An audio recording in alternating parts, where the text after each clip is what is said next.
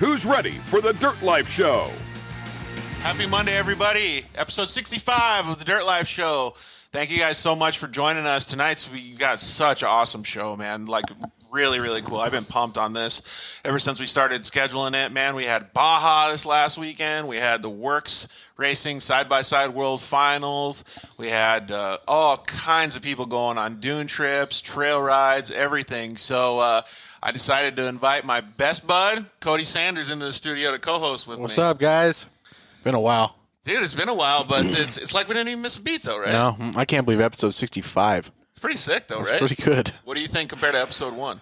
A lot further. Yeah, way better. Yeah, oh yeah. And plus, you got different kicks on this time. I know, man. You got the blue Vans. Check that out. Those things are They look nice, hot dude. on there, huh? Yeah, so I guarantee you we're going to have Alfonso coming and chiming in one of these times, and he's going to say something about your shoes. Bet.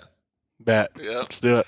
So, well, thank you guys very much for joining us. We really appreciate it. We want to start off the show by saying you guys can always engage with us live. Hit us up on Facebook, hit us up on YouTube, and comment in as much as you guys can and have fun with us. It's really, really cool because you guys can get questions answered from all of our guests. Some of these people are really special, high-level people, and it's awesome that we get to talk with these guys. And the best part about it is you guys get to talk with them too. So, yeah, feel free to join in and hang out with us and ask any questions that you guys want. So we'll try to answer as many as we can and get to all the comments.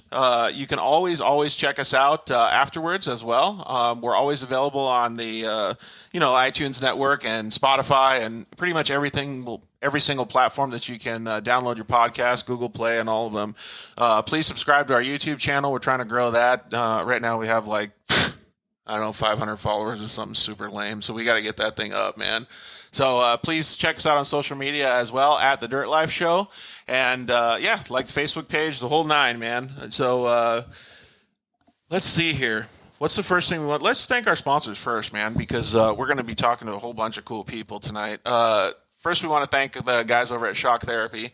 You still have your wax with all that stuff on it, right? Great group of people, man. Yeah. How's your car doing? It's great. Smooth, soft. Nice. She's loving it way more. Oh, yeah. Oh, the wife is in love with it, dude, now. Dude, sure. I remember when you were like, Carly's going to love this Shock Therapy stuff. Oh, yeah. So, yeah, thanks to Justin and those guys. Well, actually, they hooked you up pretty good. Yeah. And obviously, thank for them for sponsoring the show. You can always use the code DIRTLIFE at their website, shocktherapist.com. Save a whole bunch of money. You can call them up. You can talk to anybody over there, Milo, JT, and tell them that the Dirt Life sent you, and you can get a big old fat discount on your stuff that you're getting done over there. They got hard parts too, steering racks and all kinds of fun stuff. So sway bar links, everything. So please, go check them out and support the people that support us. Thank you very much to Ryan at KMC Wheels for always supporting the show. He's been the leader in the wheel industry for a long time, and it's cool to have him on board. We still got one of the KMC grenades over there in the side of the studio, so it's pretty cool that he gave us one here, and we're going to put some wheels on the YXE, I think, pretty soon too, so that'll be pretty fun. So please go check out the guys at KMC. We're also going to do a giveaway for the holidays with one of our guests tonight, Zach from Side-by-Side Guys. We're going to do a KMC giveaway with them, and we're probably going to give a whole set of wheels away, so that'll be pretty cool. Dang, lucky for them, huh? Whoever wins that. Dude, yeah. So that'll be pretty neat for those guys. So we're going to talk about that a little bit later this week on social media, so please pay attention to our social media. Going on the wheel tip, thank you very much to, he's also named Ryan, but thank you very much, Ryan, at EFX Tires for jumping on board. We're going to have them as a partner for 2021, so want to start giving them a little bit of a shout out and thanking them. So thank you guys very much for even providing good ass tires for the UTV World Championship RS1 that we had, man. That was pretty bitching for them to be on that project too. Thank you to the guys at Zollinger Racing Products for always just having our back. They make such rad stuff, man. I still like it's phenomenal, the machining that they do to these UTV products. So go check out ZollingerRacingProducts.com and use the code DIRTLIFE. You can save a whole bunch of money over there. And thank you to guys at Solderweld. You can also use the code DIRTLIFE at solderweld.com to save a whole bunch of money on getting yourself an off-road repair kit. Cody's got one in his car. I got one in my car. Those things are just badass, man. So we'll talk about what we're doing with those guys a little bit later. And then one of our new partners, CryoHeat Metal Treatment. So those guys actually had, I think it was the first place production NA car in the Baja 1000. It was a Honda team, the Raceco team. I think his name is Jamie Campbell. He won, and the guys at Cryo Heat did his car. And then I saw a couple Cryo Heat cars, like Sean Saxton's car this weekend at the WORCS races. Those things are putting out some serious horsepower, man. So it's cool that those guys at Cryo Heat are helping all those guys out, doing CV joints and micro. So nice. Yeah, that's so nice. Yeah, all that less rolling resistance helps a bunch. So thank you very much to Josh and all the guys over there at Cryo Heat for being a part of the show and coming on board for 2021 as well. We really appreciate everybody. Hey, so one of the things that I was going to ask you, did you hear that Lucas saw that series jumped north? Yeah. That's Any nuts. word on that? Like, is it just because of COVID or what? No, I think they had like a couple other issues. Like, I don't think that they were like, I don't know. It just seemed like they weren't doing that well in the last couple of years. Yeah. So it just is what it is. But it's kind of crazy because everybody's going to have to traverse down these new paths, right? Like, so they're going to have to start WORCS racing. Texplex has a cool track. Like, they're going to have to go somewhere else to have their racing fun. Yeah. So it'll be interesting to see. And then motocross stuff, like JGR closed the doors, Geico Honda closed the doors. It's freaking bananas that all this shit's happening, right? So it's cool that you see all of these different companies step up when these things happen, though, right? So all the other people around in the industry support the, I don't know, lost riders and racers and stuff like that, and then they get on board. That's cool. They're getting taken care of still. Yeah, that's what I thought, too. Yeah. I was like, sweet, people are stepping up now. So, yeah, like I said, thank you guys very much for joining us. We really appreciate it. We're going to, jump into a couple conversations tonight. We have our buddies that just won the Baja 1000 in the Honda Offroad Racing Program. Jeff Proctor is going to join us. He's the team principal. And the driver, Eliott Watson, man, he took his Honda Talon to first place in the UTV Unlimited class, man. That's, like, it's phenomenal to see. Like, every time I get goosebumps thinking about it because, dude, finishing one of those races, can you imagine, like, it's already hard to drive a passenger car 200 to 300 miles and, like, stop for gas and not have to take a piss and stuff. Yeah, right? I couldn't do it. These dudes are racing as fast as they can go for 1,000 miles in an off-road car on some of the gnarliest terrain in North America. I heard some of them use the they pee in that. They use use catheters and stuff. Yeah, that's so freaking crazy. You don't have to stop and pee. Yeah. But still, you got to sit in a car for off-road car for like, dude, we're at the dunes. I want to stop after like 20 minutes and go like have some refreshments. You know? What I mean? Oh yeah. These guys I couldn't do it. These guys are in there for so long. So, not only congratulations to Eliott, but congratulations to everybody else that finished. Congratulations to everybody that was down there, placed well. All those guys did an amazing job, man. So anytime I see one of those teams with a smile on their face, or even if they're defeated, it's really cool to see that, because even if with that defeat, there's so many people like us sitting on the couch wishing that we were there too. Yeah. So, congratulations to all those guys. We're going to definitely talk about the Baja 1000 with those guys. We got our buddy Corbin Leaverton is going to call in as well and talk about his WORCS Racing Championship. So that'll be pretty cool. Oh, and you know what else we want to talk to him about? Let's talk to him about some pit bike riding. Yeah, dude. Pretty excited about that. Yeah, like that's going to be one of the main things that you and I get pumped out for the show, all right? Yep, all right.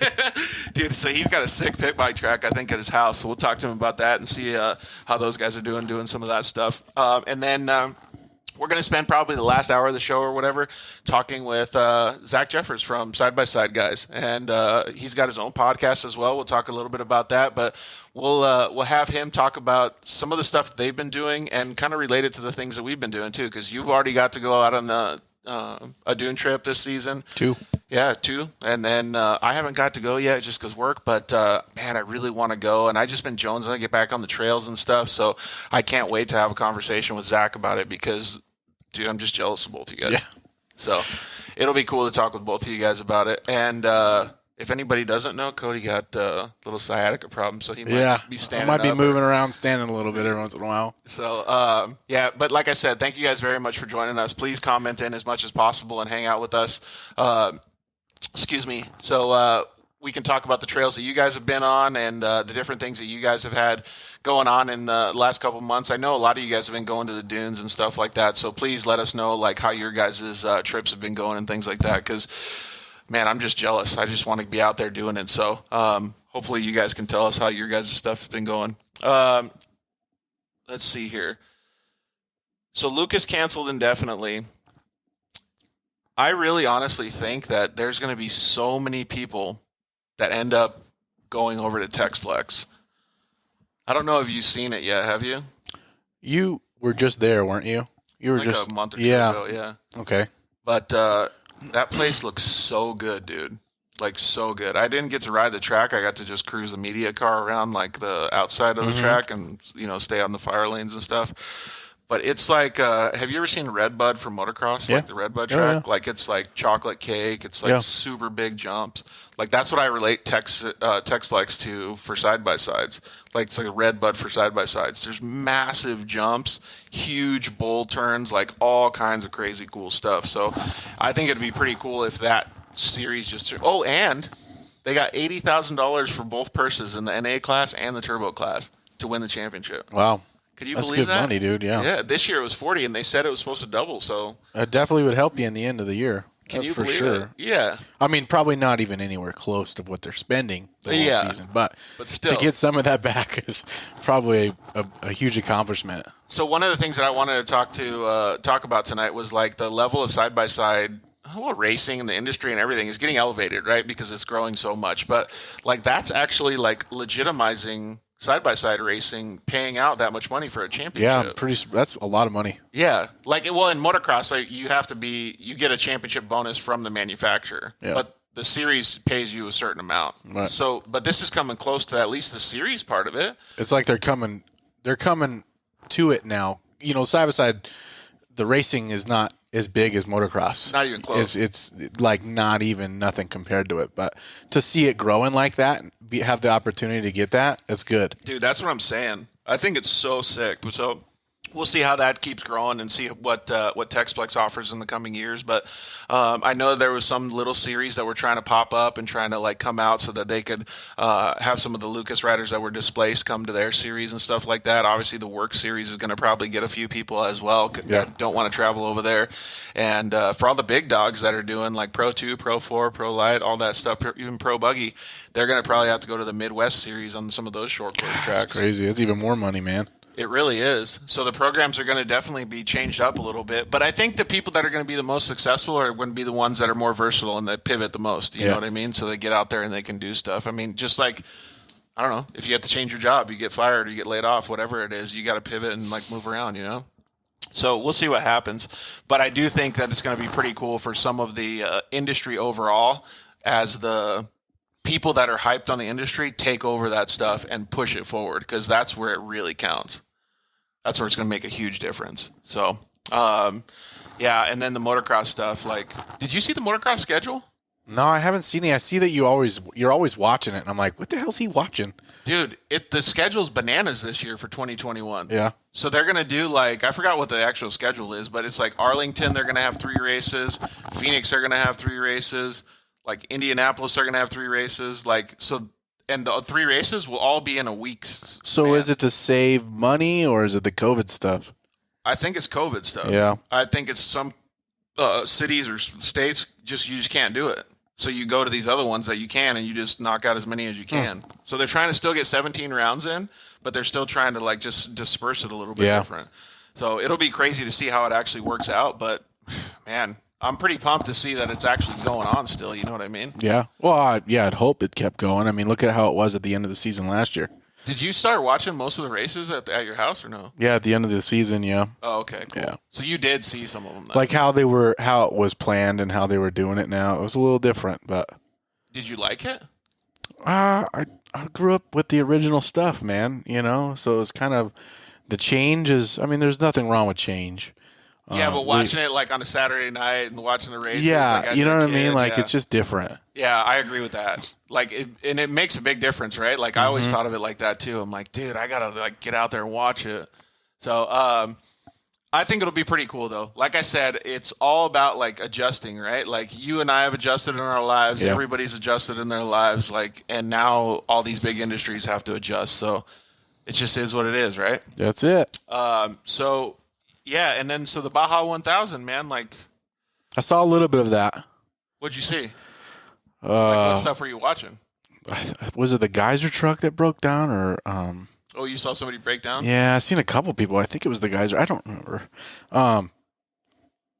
it's wild. I wanted to watch the UTV stuff, but a lot of it I just kept seeing the trucks, and that's cool too. I like to see the UTV stuff. That's what I have, Yeah, exactly. And and plus how far the UTVs have come. Like, Oh, it's yeah. freaking bananas. Yeah, dude. imagine doing that in a Razor 800 Dude, I or don't know. Yamaha Rhino. Yeah. Yeah, Like, that would freaking kill you, dude. Like, that would be so gnarly to be able to do that. Like, I drove my dad's Razor 800 when we went on that pre-run for the UTV World Championship, and dude, it was gnarly. Like, and big difference. At the end, we were only out there for an hour or two, and at the end, he was like, "Dude, get me out! Like, this hurts." Get that ice ready. Yeah, exactly. So I think it's pretty cool that the UTVs have come this far. So we'll just see like how it does and how they keep expanding in the Baja 1000. Like, I don't know how they do against like the bigger classes, but they're starting to creep up in the times. Well, I mean, look at the speed car that's about ready to come out, Robbie Gordon. Yeah, that's like, a good look point. at that thing. You know what I mean? That's like what you build your desert car to look like. Pretty much. And it's coming ready to go. And I think that's going to be a huge game changer. Straight out the gate. Yeah, huge game changer for a lot of these race teams if they decide to go that route, I think Polaris will always be on top, and that's just the way it is. They've got a really, really good program, so I mean, it's going to be hard to beat, but yeah. Okay. Well, so we're gonna actually go to an early commercial break in just a few minutes here because we're gonna get Jeff and Eliott Watson both on the line from Honda Offroad Racing, and we're gonna talk to them about their stuff. But we'll give you a little bit of a backstory. So the Honda Off-Road program, it just over the past couple years has come to fruition, and they've done a fantastic job. We actually went over there and did some shop tour stuff. Yeah, I saw that. That was really cool. And it was cool to me because coming from motocross, like both of us, grew up, with seeing the factories and all this stuff. It's different than most people. Like most off-road teams are private teams that get equipment and things like that, supplied to their programs. But Honda is actually putting a real factory effort into the side-by-side stuff. And to me, that's next level. Like that mentality and the way that they're doing and operating the program is phenomenal. And to get the opportunity to get the invitation to go over there to their shop was just mind-blowing for us. We were so stoked to be over there. And now it's starting they've built so much and they've gotten things so good that they're starting to obviously have it shown in the results. Yeah, I mean, look at Honda Talon, man. When that car came out, that was kind of like, what? Yeah. And then you're starting to see them, and they're like, it's kind of like the YXZ, but a different platform. It's kind of a cool platform. The double clutch, all that stuff. Yeah, it's cool. Very different. I think it's a great vehicle, and I think Honda has always been. Have you driven one? No, I haven't driven one. They're but pretty awesome, dude. Yeah, they seem pretty legit and not what I would go after, but all around car to have different riding styles.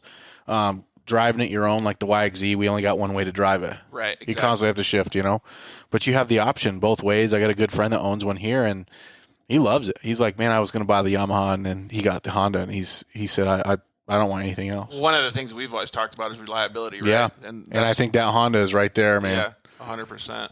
It's cool to see though, and I really admire the factory racing effort because it's so much work. It's a lot of work to maintain your private side by side in your garage, right? Just to go trail riding, and they're doing a phenomenal job at it. And I appreciate all the stuff that I just love to see the industry growth, man. Like if they didn't step in and do these kinds of things, we wouldn't see the Robbie Gordons pushing the limit. We wouldn't see the next level OEM coming up and doing that stuff. You know what I mean? So when I know these people on social media, they go, "Oh, we got a game changer out here." Well, it's not really a game changer. It's a progression of all of these other things that have happened in the past. Like everybody is just moving forward, and that's what really counts. So I think it's neat to be able to see all that stuff, and I'm proud of these guys for putting together such an awesome program. So, Mike just commented in saying it's sad to see that Textron and Arctic Cat, left the industry or whatever, but. John actually asked about the new Polaris. There's still rumors that Polaris is doing their stuff, but we can't say anything, and nobody else can say anything until it's actually released. So we can't wait to see what actually hits the ground. So we're excited about just the growth, man. Like even Robbie Gordon's thing, you love him or you hate him, he's pushing it, man. Yeah. He's doing a good job. So, hey, so let's go to a quick commercial break, and we'll be right back so we can have the Honda guys on. We'll see you guys in just a sec.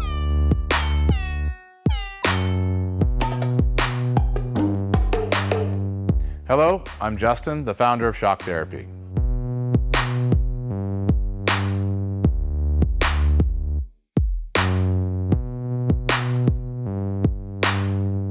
Shock Therapy has been around for 5 years, but we have personally been tuning suspension on off-road cars and race vehicles for over 25 years. We tune between 10 and 15 cars per day, every single day of the week. Our concentration is tuning shock systems and supplying components that improve the ride quality of your car in many ways. Not only do we work on the average UTV, but we also tune suspension for race teams and professional drivers.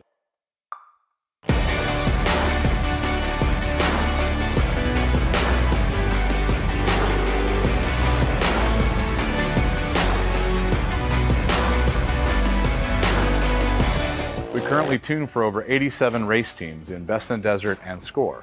Our clients and race teams rely on our suspension components to allow them to win races and keep them safe. Suspension is a moving target. We are always trying to hit that target with every customer that we work with. Each customer's needs can be different, and we tune our kits accordingly. Our research and development never stops. We improve our components every single day. As the industry evolves and improves, so do our parts and kits. As of right now, we have over 100 products for UTVs. So when you bring your car to us, you have the satisfaction of knowing that you have the most experience, the highest quality products, and the fact that your car is being tuned specifically to you.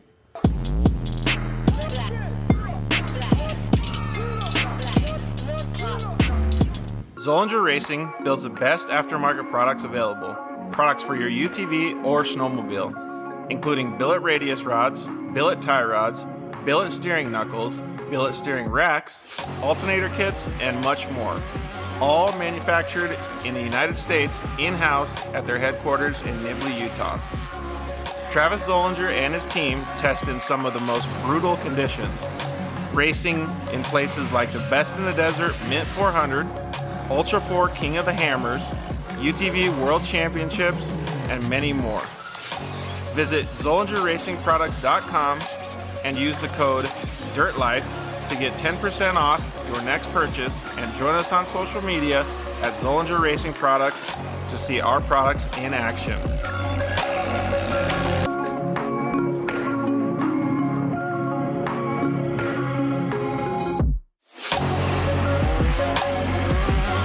Zollinger Racing, the best products, period. Finally, we got Lance from Solderweld in the studio. Thanks for coming down, bud. Hey, why don't we just record a commercial now? Yeah, why not? So good to be here, man. It's been a lot. I'm trying to get down here forever, and I wanted to talk about the off-road kit. Dude, I love those things. I got it in my pack. Yeah, we're running hundreds of vehicles now running them, whether it's a UTV or some guy's got it in a backpack on his motocross. He's got everything he needs to make a fix right there on the fly, out on the trail, or in the desert, whatever it is. Well, since I've already used one, I kind of know what to use it for, but explain what it does. All right, so let's pull one out real quick. You've got your aluminum rods. Remember, they're rods, right? So, light torch, small torch. You can throw it in there or throw it on the rig with your flux. It decontaminates and cleans like let's say a radiator. You get a random rock chip runs through as you're racing. You get a rock chip in a radiator. You got to fix it right there, or you're out of the race. You can patch it up instead of It's all good to go. Yep, just like welding. Yeah. Also, as well with that, you've got a brake line fix. So with your flux, you can fix a brake line, stainless steel. And then your hop lock, heat absorption putty. So it keeps you from getting burned, number one, as well as keeps the heat from traveling. So it's really nice. I've used this not even to fix anything. So that stuff works so good, man. Listen, it's easy. It straps in nicely so that you have everything you need in one little place, and you don't have to carry a big bag in It's like a first aid kit for your vehicle. Yeah, chase trucks have it as well, so that if they need to make a fix on the fly, they can get it done and get it done quick and get you back in the race. Dude, those things are so cool. All right, so it's at Solderweld on Instagram, Facebook, and solderweld.com. Awesome. All right, thanks, bud. Appreciate it.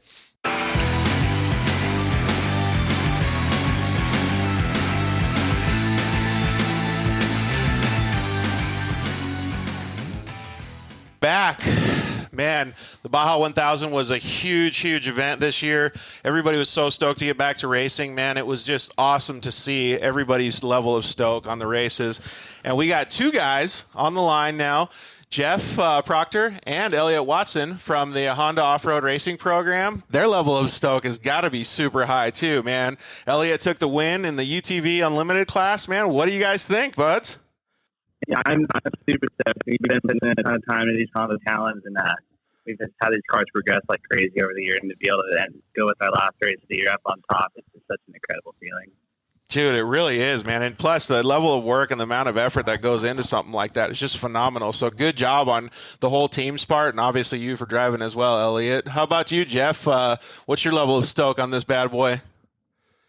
You know, it's hard to really put into words what it means to win the Baja 1000, just because, as you guys know, there's so much work that goes in behind the scenes with not only prepping the cars, but with the logistics of a 3-car program and just everything that we had to do to get down there with, 50 volunteers and, Elliott's family and friends and, my family and friends and, paid employees in the whole 9 yards. It's a lot of effort to race the Baja 1000, and for Eliott to go out and perfectly execute his plan and strategy, it's just really rewarding to get to the finish line after the huge effort that everyone at Honda Off-Road Racing put in. Yeah, 100%. Yeah, man, I think it's super cool to see that. Well, I actually got to see it, personally, because you guys had us over at the shop. It was really cool to see how professional the program is, and we were actually talking about this a little bit, how the level of side-by-side racing and the factory efforts and all this stuff is going. But it kind of, when you race a race like that, like I see everything on social media clearly. I've never actually been down to Baja to participate in one, but you can see the behind-the-scenes stuff, how much there's fun, obviously, but how much actual work goes into it. So maybe, Eliott, you can tell us from a driver standpoint, and Jeff, you can give us a driver's and a team principal standpoint as well. Yeah, it's pretty insane. I mean, just the amount of mental preparedness you need to have for this race is unreal. So I ran my whole section 3 times. I logged probably about over 1,000 miles in the stock on the talent just to try and even get myself prepared for the race. It's a little bit hard to hear you, Eliott. I don't know if maybe we lost a little bit of audio coming out of your computer or whatever you got there. Maybe, Jeff, you could chime in a little bit and tell us what you think. Yeah. So, as far as preparing on our side, I mean, I'm looking at the data and the statistics, and I'm like, okay, we have 3 race cars. We have 3 driver sets per race car. We got 3 navigators per race car. And so you're looking at, 18 drivers and navigators to start off with before you even have 1 crew member. And so it's just a lot of logistics that go into this, making sure that all 18 of those guys have hotels and all their accommodations booked for their pre-run, and backing that up where they have their accommodations for the race on top of, all of our volunteer crew and everything, and then making sure that they're getting to the right locations and that they're following our pit plan. We have a 3-ring binder that's no joke, a half an inch to 3/4 inch thick, just full of all of our course notes, our fuel strategies, and we kind of call it our white race Bible. Basically, if anyone on the team has a question, they can reference back to this pit book, and they'll most likely be able to find the answer to their question of where they need to be, at what time, at what race mile marker, at what GPS coordinates, etc. So Dude, that's crazy, right? Smart. Yeah. Monumental from a logistics standpoint.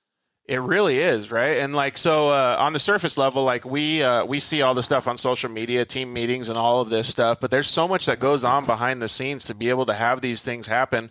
And a lot of the guys that go down there, they race 1 or 2 cars, maybe UTVs and stuff. You guys do a program that is a little bit different. You guys have 2 Honda Talons in the Unlimited class, both turbo Talons, and you guys also have a Honda Ridgeline that you guys race in. What was the class that you said it was, Jeff?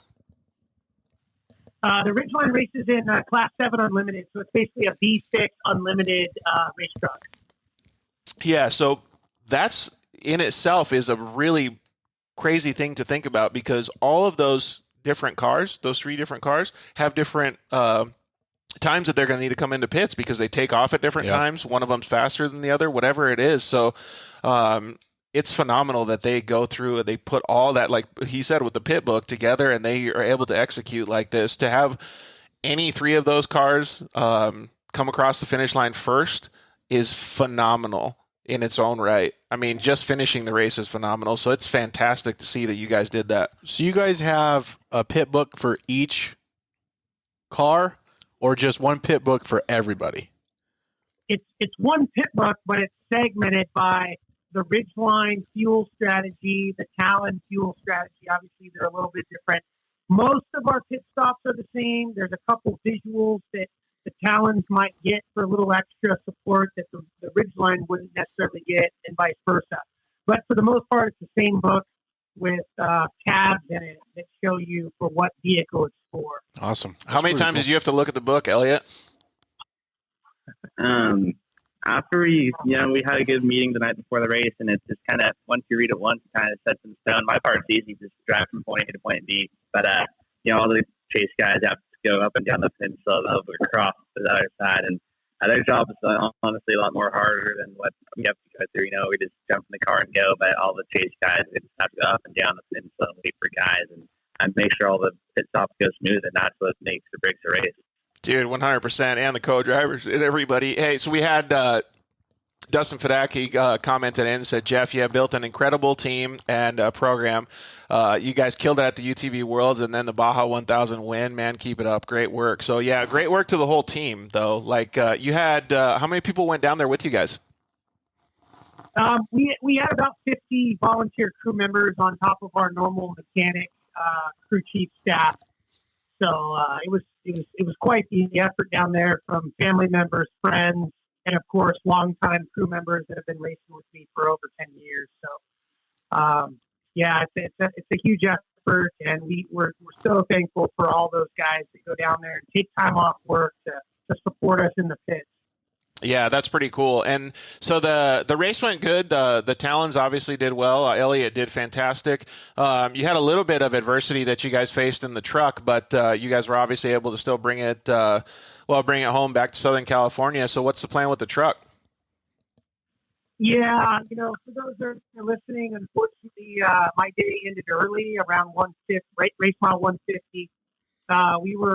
We had passed up to the 10-car class, and we're in the dust of the spec trophy truck class, and we just missed a note on the GPS, and I hit a 36-inch concrete culvert that was in part of the race course, and it cleaned off the right side of the truck and ended our day. That's just It could have been a lot worse. It could have been a lot worse, to be honest with you, because we were traveling at a speed of about 85 miles an hour. It just kind of cleaned everything off. If we were going a little bit slower, we probably would have endoed. So fortunate to walk away from that with significant damage to the truck and a bruised ego, but we'll live to race another day. Yeah, exactly. That's one of those things that it's unavoidable. I mean, there's so many things that can happen down there. I mean, there's cows, there's booby traps, there's, people and all kinds of different stuff that can happen. So that's just one of those things. Eliott, did you guys run into any adversity while you guys were on your way to the front? There is with the unlimited class, we start behind a couple other classes that we get through pretty quickly, and there is a couple bottlenecks off the start before mile marker 60, which is European. And there's after a lot of rain in the race last year, there hasn't really been a ton of traffic through the race course, and the rain ruts are just huge. And there's a couple of cars that got stuck up into the rain ruts, and you had plugged up the field behind them, and we got through all those quickly and easily, but we had some downtime there. Then the rest of my section was perfectly smooth. There was a couple booby traps I jumped over. There was a couple of holes in the ground. I just kind of skimmed right over. Thankfully, didn't have any damage. Nice. There. You preloaded them like a moto style? Oh, yeah. There's one out on the beach. It was like they kind of dug out for some water to flow through. It was kind of I saw it. I didn't see it freehanding. I kind of just tried straight shotting a line, and there's a river basically. It's about 6 foot wide. We hit it going probably 70 miles an hour and just cleared it perfectly. But if we were going any slower, it would have been the end or probably there. But dude, were you guys on the radio greased it? Yeah. Oh yeah, for sure. It was super funny. You almost lost his tacos, dude. It's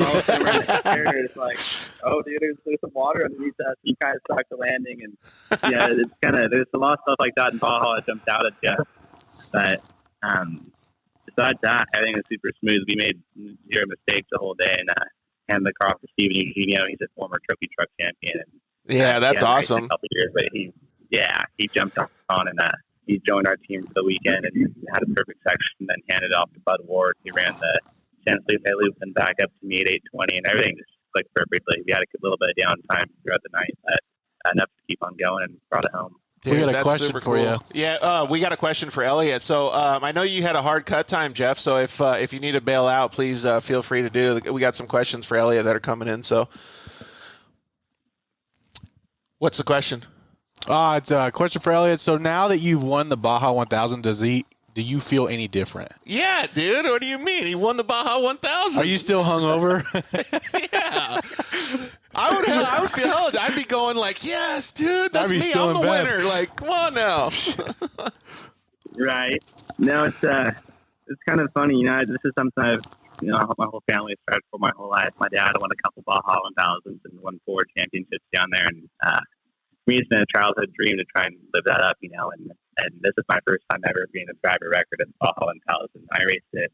It was my second time racing it, but my first time being the driver record. And to have that, be able to add to the resume now is such a huge accomplishment. It's took a little bit to click in. Right after the race, I've been still buried in finals week. It just happened to work out. Yeah, and he's in school, dude. Was the week of the race. Yeah, it's stupid. I don't recommend it at all. Well, we know which one comes first. It's hard and trying to race. I took y'all, but it was my finals week, the week of the race, and there's a couple things I had to try and get finished up after that. Just doesn't work with me. And, there's some stuff I'm still trying to get figured out. So right after, just straight back to homework, and we got to celebrate for the night. We had a good time at the hotel with the family and all, and just right after, just right back to work. That's super cool, though. Crazy. Hey, so I had what Elliott's not telling you is that he's a junior in college at USD in San Diego. Right, exactly. He's an engineering student, and he's a very bright mind. He won't tell you that either. Yeah. Well, that's good. So is that why you hired him for the race program? He's a Baja 1000 winner, and he's going to be an engineer, so it's like double win for you guys? That's right. Hey, so I did actually. If he becomes a has-been as a driver, we can hire him as an engineer. Perfect. Or even while he's driving, he can come up with all these great engineering ideas, right? Hey, so I had a question for both of you guys because we're going to call it a new race team. Jeff, you've been doing the Ridgeline program for years now, but we're going to call it a new race team in the side-by-side venture. And Eliott being a younger driver, obviously he's still young, going to college and stuff. How does it feel for both of you guys? Jeff, you can answer first, and then Eliott can answer. You have a driver that just won for you. You've won many races, Jeff, but now you have a driver that just won for you and your team. What's the difference be giving him the equipment and then having him reward you back? So I would say having a driver drive for you is much more nerve-wracking than actually driving yourself. It makes me nervous that, he's out there in that equipment, and the last thing I want that equipment to do is fail on him, and end his chances. So I think I'm much more nervous with not in his skill set, but in the equipment, with him driving it when he's out there. But, overall, it's extremely rewarding for us, and as a team owner, to be able to have a first-year program, to have somebody that has with the skills that Eliott has, but also being in a first-year program to get that car to the finish line of the biggest off-road race in the world. It's pretty hard to describe.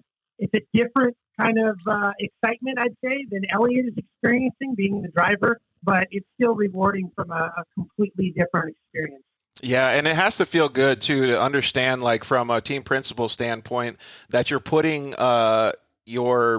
all of your efforts into such a fantastic driver because he's rewarding you. So it's like, wow, I made the right decision. Wow, we're grooming him to be in the perfect spot.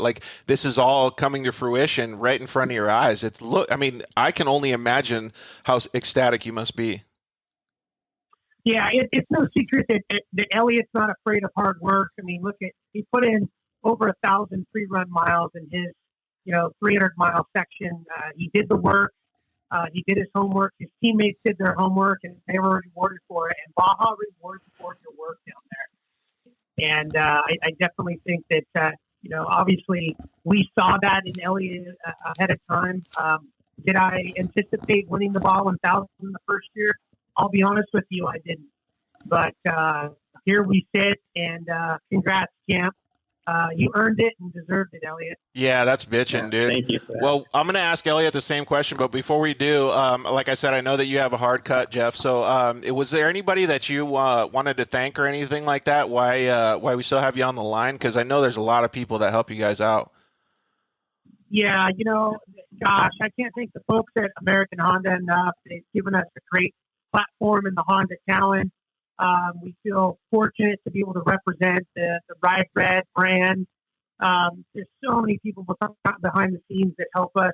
The folks over at Injector Dynamics and Benchmark Performance have really worked tirelessly on tuning these Talons to get them race ready and continue to give us these flawless tunes. So thanks to Paul at Injector Dynamics and Chris at Benchmark. Both awesome guys dudes, man. Yeah, they really are. Actually, Paul's in your area right there in Arizona. Tell him I said hello when you see him. Great guy. The guys at KMC Wheels and EFX Tires. I'll tell you what, those forged KMC wheels are awesome, but more importantly, we didn't have a single flat tire at the Baja 1000 with those EFX tires. I think they're the most underrated side-by-side tires out there. But they're puncture resistant. Their sidewall's great. I definitely encourage everyone to check out EFX tires, and they have the lightest 32-inch side-by-side tire on the market. Beyond that, I know I'm missing a lot of people, but just grateful for all of our partnerships, and those are the people that and companies that support us and allow us to continue to race and allow Eliott to have a factory job. So just want to thank everybody out there. And also, we thank all of our fans. We get a lot of fan mail through social media. And Dude, biggest fan right here. Right here, biggest fan. Elliott's actually the heartthrob now. I mean, he went to Baja 1000, and now he's got, just piles of young women. Dude, they're sliding into his DMs, man. They're all It's his over. DMs are blowing up. And then once they find out you graduate college and you're an engineer, hey, so forget Jeff, it. I like how you make light of that, because it really is like, and I honestly, from a personal standpoint, you treated us to tacos when we came up to film at the shop, man. I was so jealous of all the tacos that you guys got to eat. I was like, these mother effers, like I can't keep looking at these social media posts, man. So, hey, Jeff, we'll let you go. I got a couple more questions for Eliott, but thank you so much for joining us tonight, man. You're awesome, dude. Congratulations, really guys, it. again. Yeah, thanks again for having us, and love the show, guys. Keep up the great work. Thanks, bud. We'll see you. Thank you. Hey, so Eliott, kind of answer the same question then, like being part of such an awesome dynamic group of people and being able to give them and pay them back with a victory. Like, how does that feel, dude? Because it's totally different than racing like a little short course race, man. It's crazy. Yeah, no, exactly. And the weirdest thing is, like what you said, it's Jeff's car, and that's kind of what the transition going into this year was different for us. I've raced desert races before, and you say a little short course race, but those races are pretty gnarly too. There's you take your positives from one, and it's just so much different racing than Baja. But it's crazy being able to go and just drive their car. It's something that for me, it's like I don't want to go wreck someone else's stuff, and there's a lot of pressure there. And when you have someone like American Honda behind you, there's just so much pressure there. How the results they're expecting, and thankfully, just all the guys back at the shop, Evan and Jeffrey and Dylan, they just kept on chipping away at these cars and got to a point where they're super competitive. They just won the Baja 1000. They're there to play. So it's just been a long road just getting these things where they're at. But just continuous hard work, and now they're champions. And now he has to go back to school and be an engineer, right? Hey, so Paul Yaw actually commented in. He said it's a great, team to work with. He's glad that he had the opportunity to work with you guys. I know that you had some direct connections with him because you would give him feedback on what the car was doing and certain things. I guess the feeling of the driver's seat kind of things, and then he would go back in and engineer some stuff to get the cars working better. And it's really fantastic to be able to see that the program is just moving forward. You know what I mean? And one of the things that I think is the best part about this, and I think you can probably expand on it more, is the development that you guys do on the racetrack and in these practice and test sessions ends up being so good for the consumer.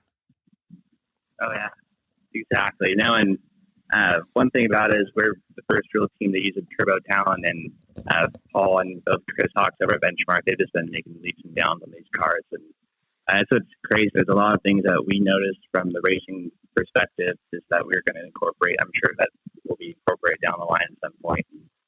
It's just how much fun this effort's all about. We have the connection with the factory, and now we can tell them what we learned on the cars. And Chris and Paul are there just give them feedback and working alongside the engineers every day. And it makes a huge difference. So if I buy a Honda Talent, are you going to dial it in for me? I'll just send it over to El Centro real quick. You get it all pro'd out and then give it back to me. we can do that. We can do that. Nice. That'll be pretty cool, man. Hey, so yeah. Aside from winning the race, what was your favorite part of being down there? You mentioned tacos earlier. Tacos are always good. Can't beat them down there. The other thing was just spending time with family. It's like our family loves Baja, and my mom went down. She hasn't really been to Baja races as much before, but she went down and presented us weekend before along with my little brother, and then my aunt and uncle went. My little cousin, it was his first time going to the Baja 1000. Sam Stroni, he races mini racers and stuff, and he actually lives next door to me, so he had to run home to go to a race after. But it was more of a family deal, and they all helped chase, and it was really cool just being able to have everybody go along throughout the race, and everybody at the finish line. It's just a crazy feeling, when you're going down. The course came, and like right before the finish line, there was a speed zone before the highway, and just going in and hearing it on the radio, just saying that you won Baja 1000 is something that you try to take in, and that memory you'll never forget. Dude, that's exactly why, we started the show back then, Cody, is because of that family atmosphere that people give, man. No matter what, you're at the dunes, you're at the races, all that stuff, it all feels the same, right? Because everybody around you loves everything that's going on, man. Absolutely. Oh, hey, Paul chimed in and said, hey, tell Elliott there's more left. He's going to give you a faster car? I don't know. These guys are, they're super smart, and Paul texts me after every test session, how's the car? And he's always like, just wait, dude. This thing isn't even getting as much power as it can yet. We have a long ways to go, and it's awesome being able to see that because these cars right now are already that fast. And I know Paul and Chris they're hard at work every day. We're getting texts at 2 a.m. from these guys, and just trying to make every little bit better. Yeah. So, side note on Paul, Paul's one of the awesomest dudes I've ever met, but he's so smart that he works when his brain operates the best, right? So he told me, he's like, hey, George, if you want me to do stuff with you, come over after 9 p.m. and we'll work until 2 a.m. And I'm like, dude, seriously? And I'm like, all right. So I go work all day. I do all this stuff to the car. And then I go to his house and I'm like dead tired, hitting as many energy drinks. And he's just like, boom, boom, boom, boom, boom, boom. Dude, no, he's on point, man. Full focus the whole night. What's that behind you? What's that behind you? Me? Yep. Is that your daily? Our short course pro buggy right there. We won the Lucas. Where's that? Somewhere there. Maybe wrong way. That way. Yeah, there you go. Short course pro buggy. We raced the Lucas season this year with, and kind of a heartbreaker. That I'm sure all you guys know the Lucas series is no longer a thing. So super bummer. I see a KMC wheel, so that's probably a Honda right behind you. Yep. Huh? There it is. So, that's what Cody's looking at. That's your daily right there, or what? Yeah, it is. That's the car I raced the short course race with. Crazy. And, it's just kind of what we play with. I just drive to Proctor City without a trailer from our house. I after school, whatever. If I need to head clear, I'll just get out to the desert and go run a test lap real quick. Nice. Hey, so what are you going to do since Lucas is dead? Have you guys figured anything out yet, or is it just in discussion?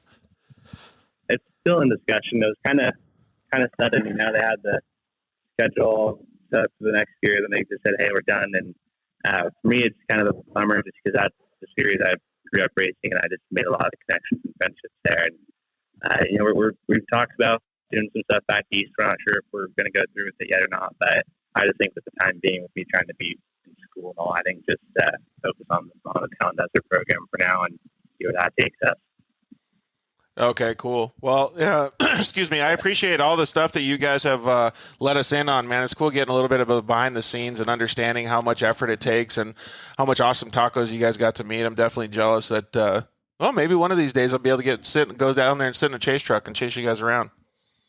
That'd be sweet. That'd be really cool. Right on, man. Well, yeah. So in the beginning of the year, it'd be cool to get you on the show. So maybe in the first quarter of next year, we could get you on the show and people could get a little bit more of your background and understand where you came from and all your racing accomplishments and stuff. Mm-hmm. Yeah, that'd be sweet. I'd love to be back on here. You guys are doing an awesome job and super, super awesome to be on here. Cool, man. Well, we really appreciate it. We'll let you get back to your homework, bud. Exactly. I know. I'm almost done. Hey, so yeah. I know you got to thank Paul because he's making your car faster, but clearly it's awesome to be a driver of the Honda program. But you also have other people that help you out, like your family, and there's a whole bunch of people behind the buggy program and stuff. So make sure you give a shout out to some of these people. Yeah, exactly. You know, our whole family put in a lot of time and effort to get down to Baja last week and make that all click. And last minute we decided to race the pro buggy program this year, and I think it was a week and a half before the first race. And, we went through and stuck it out and ended up winning the championship there, which is I'm super stoked we were able to pull it off. But, like Jeff said, just American Honda Power Sports, they do so much for this team and allowing us to drive these cars for them. And I'm thankful we were able to perform and do good this last weekend. So, EFX Tires, they just jumped on board with me for UTV Worlds, and they're making awesome product. We had 0 classes, Baja 1000, and we ran the entire World. It was performing greatly. Guaranteed wheels, stock shocks, and everybody else. It's a lot of you guys, and thank you all so much for making this all happen.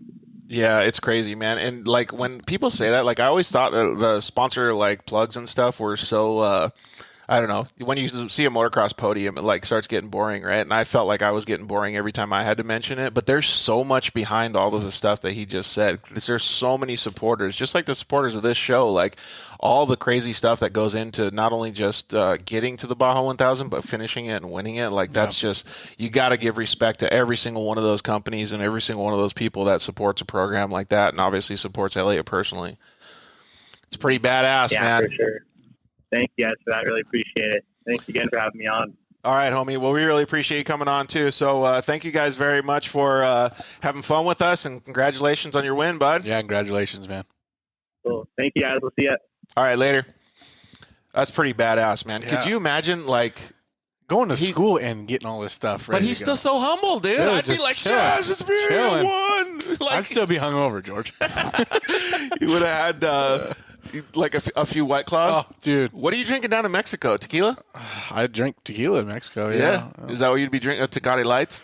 Ugh, dude, I couldn't do it. You're not going to do it?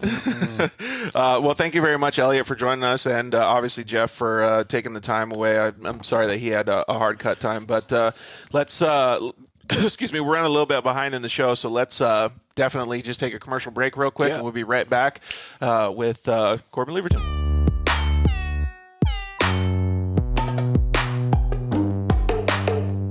Hello, I'm Justin, the founder of Shock Therapy.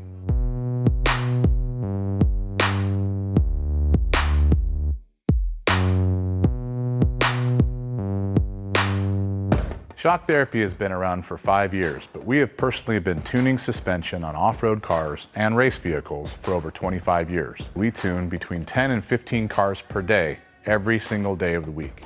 Our concentration is tuning shock systems and supplying components that improve the ride quality of your car in many ways. Not only do we work on the average UTV, but we also tune suspension for race teams and professional drivers.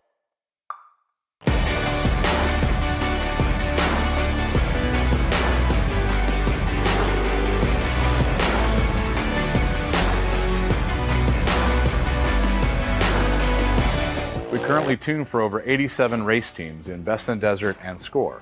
Our clients and race teams rely on our suspension components to allow them to win races and keep them safe.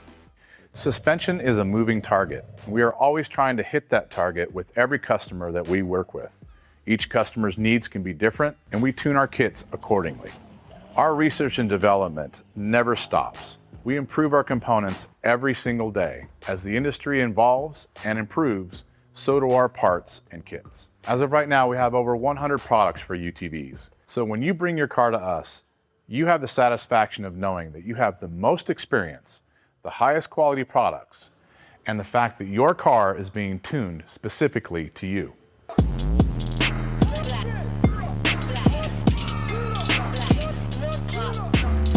Zollinger Racing builds the best aftermarket products available.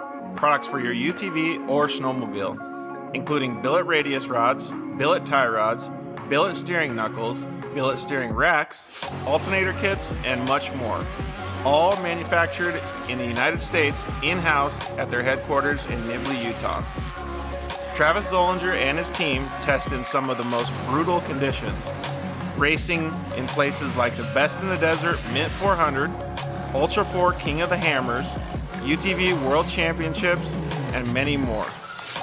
Visit ZollingerRacingProducts.com and use the code DIRTLIFE to get 10% off your next purchase, and join us on social media at Zollinger Racing Products to see our products in action.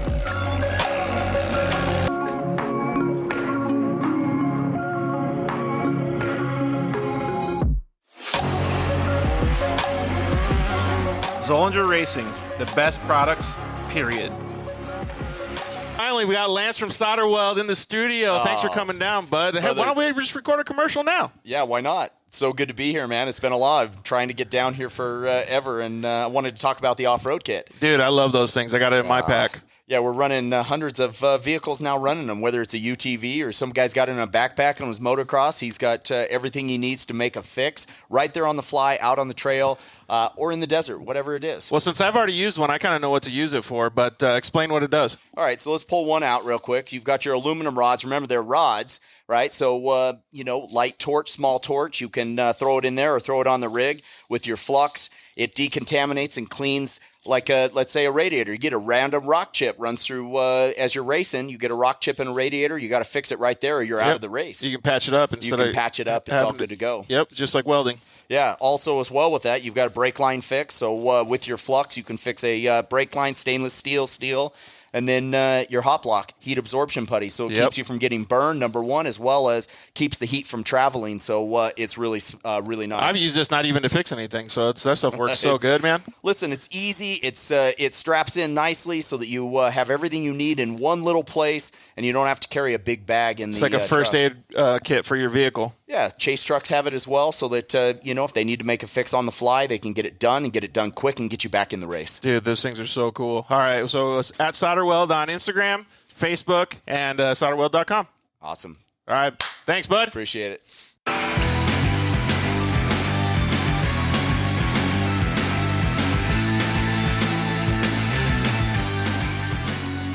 All right, we are back.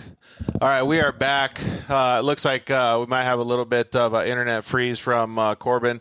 So we'll get him to call us back in just a second here, and then we'll get him on. So, excuse me. Sometimes this FaceTime stuff doesn't really do very well, man. I'm kind of bummed on it sometimes, but let's get him going here. See if we can get him back online. So, man, we went over to the WORCS races this weekend up in Primm, Nevada. It was actually pretty cool. Like, I was surprised at the amount of talent that was there. But I think it's pretty awesome to see because, there's so many people that are going to be displaced because of Lucas and stuff, so it's like it's pretty rad that everybody's going out and doing these awesome things. It's going to be interesting. Yeah, I think so too. But, I mean, you never know. It'll be cool to see that. Corbin, can you hear us now, bud? Yeah, I got you. You guys hear me? Yep. Yeah, we got you, dude. So it's pretty cool that all the WORCS races are still going on, and there's so much shit going on, at least since Lucas bailed, right?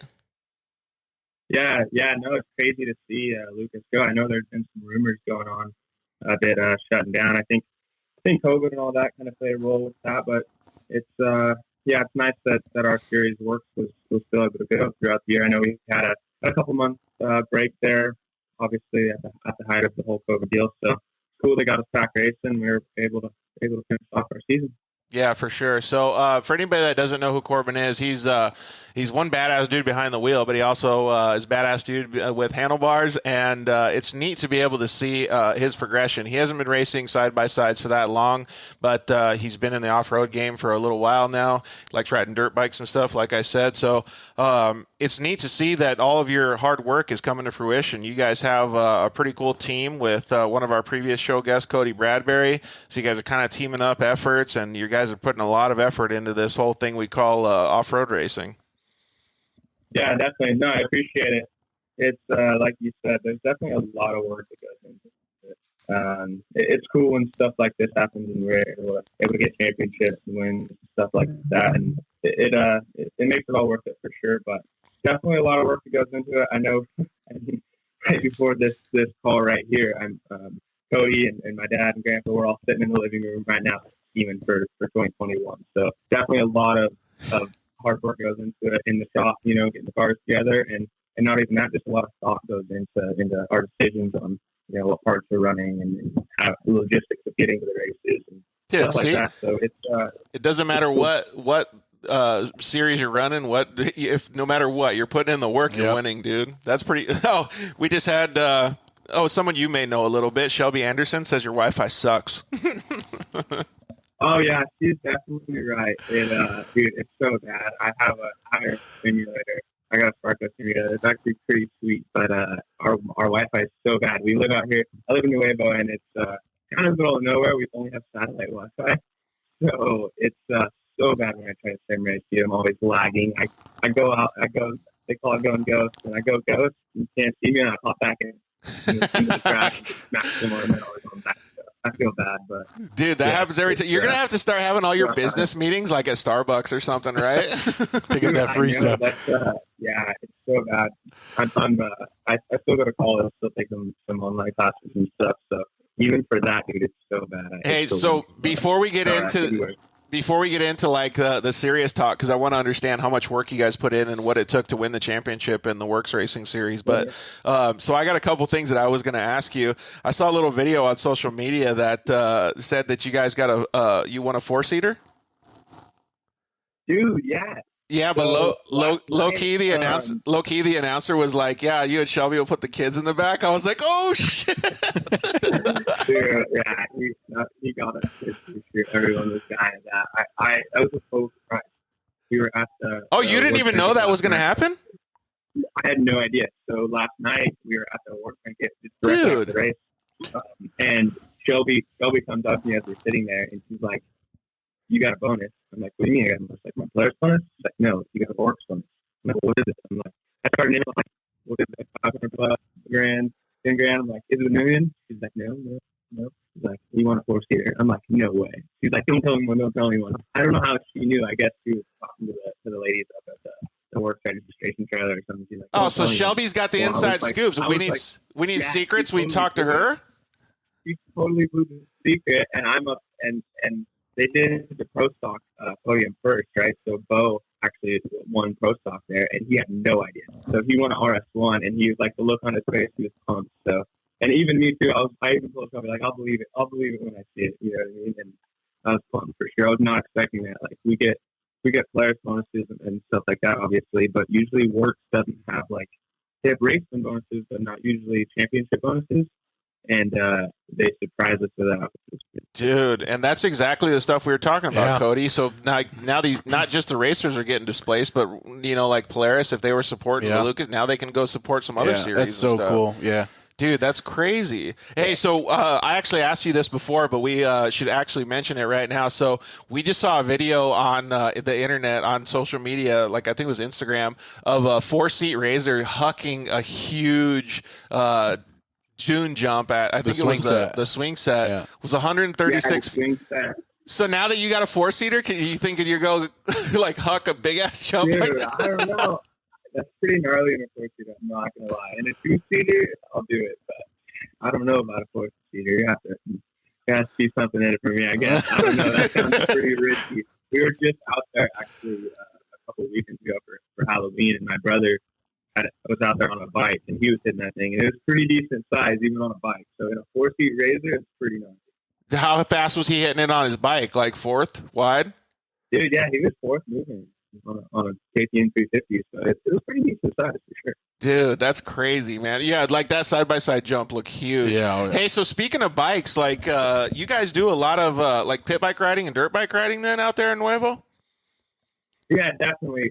It's sick out here. We're like, if you're a dirt bike guy, like Beaumont and stuff like that. If you're riding, well, that's like 20 minutes away from us. So it's the same set of hills. And since we were little, I know like Cody, my uncle, I know he was on the show, but he grew up riding. Me and Lincoln, my brother, growing up riding dirt bikes forever. I've kind of taken a step back from it lately, just because I don't want to screw up my my career at this point, in racing. So I can't really get hurt, but still got a little pit bike, a little 110, and I still ride that thing a ton. And Lincoln, my brother, is pretty dang good on the dirt bike now too. So we threw that pit bike race here not long ago. It was honestly insane. The pit bike community right now is like blowing up, and dude, it's getting big. Yeah, Instagram, dude, it was like seriously, we posted the thing, and by that night there was like hundreds of people. Like, I saw it. Coming. We're like, we are in too deep.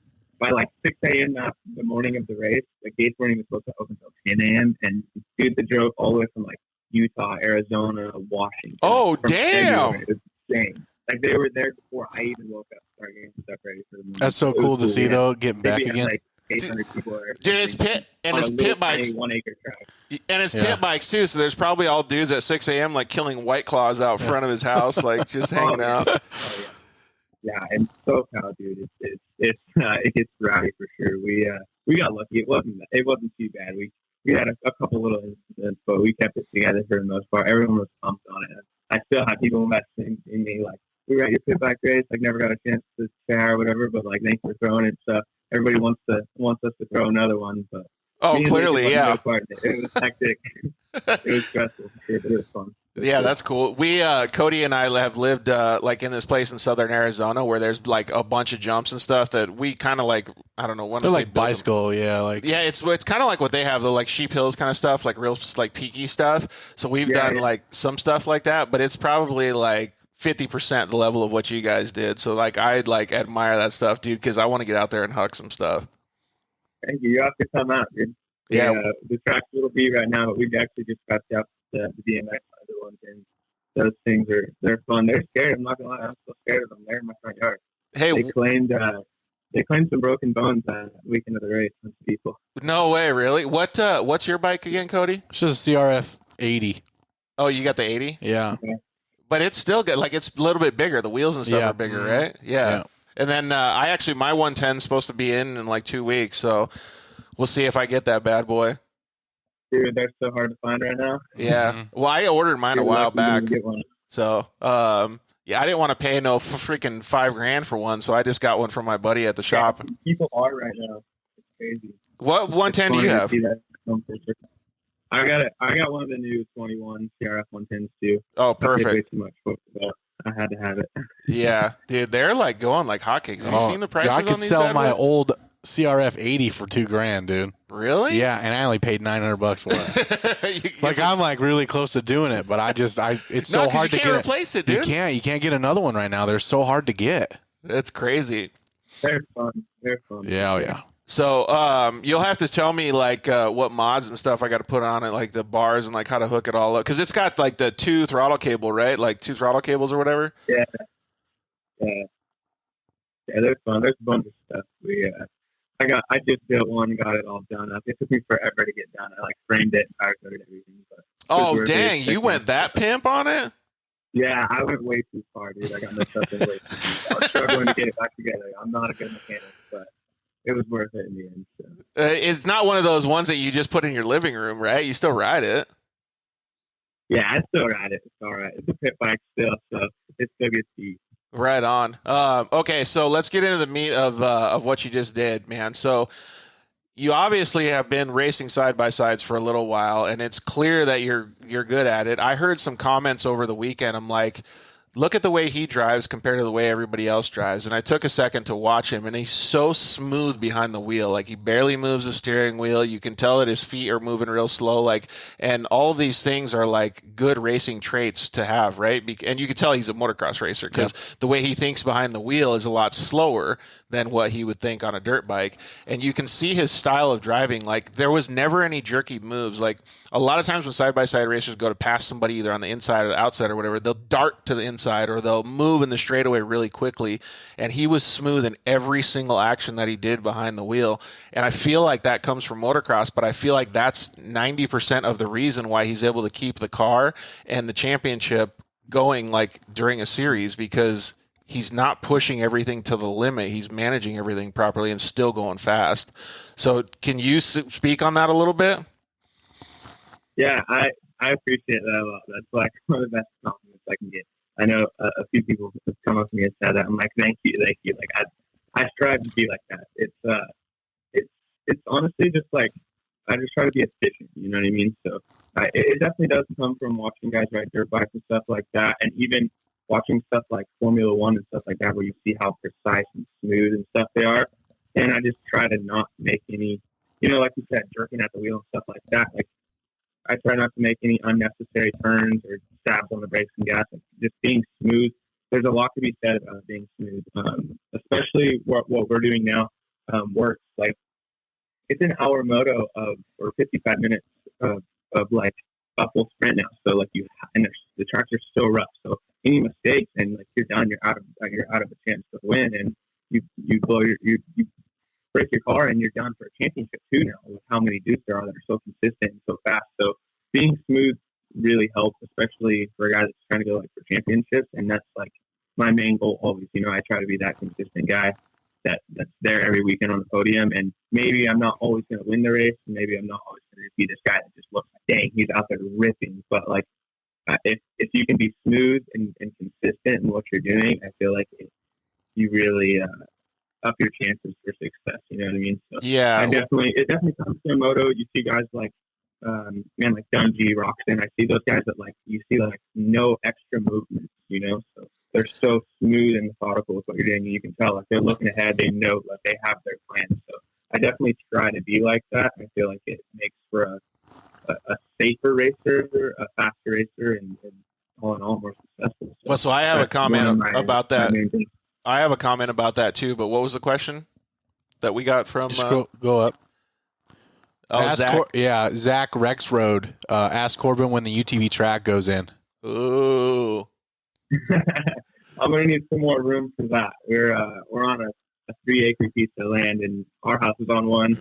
And then Cody, my uncle, I know you guys all know him. He's on the one right below us, and then we have the 1 acre for our pit bike track still. So that was our whole race. It was like 800 or 900 people passing that 1 acre lot. So damn, that's crazy, dude. We're gonna have to find some more land. It is super crazy. Hey, so to go on what you just mentioned, like trying to be smooth and all that stuff. So I think it was last week we had the episode with my buddies Jeff and Tim over at upr.com, and we talked about cockpit setup and safety and these different things, right? And so like coming from motocross, I never ever knew like, oh, you just get in a UTV, you just get in a car and drive. Like it's easy, right? You just push on the pedals. But there's so many little intricate things like where you have your harnesses attached, how tired you get, where you have the steering wheel positioned, how secure you are in the seat, what pad you're using in the seat, like all of these things like equate to the same thing as like where you would put your bars and clutch lever and your suspension setup on your dirt bike. Like they're so crucial, like millimeters. Yeah. And so like they were talking to me, and I've known them for a long time, so they've set up my cars and stuff, but they were talking to me about how all of the professionals do this. They really get everything set up like perfectly for their car. Like, do you do any of that stuff? Yeah, definitely. I know, like a lot of times that's kind of just personal preference too. Some guys really hop in anything and really don't care, and some guys are like has to be perfect.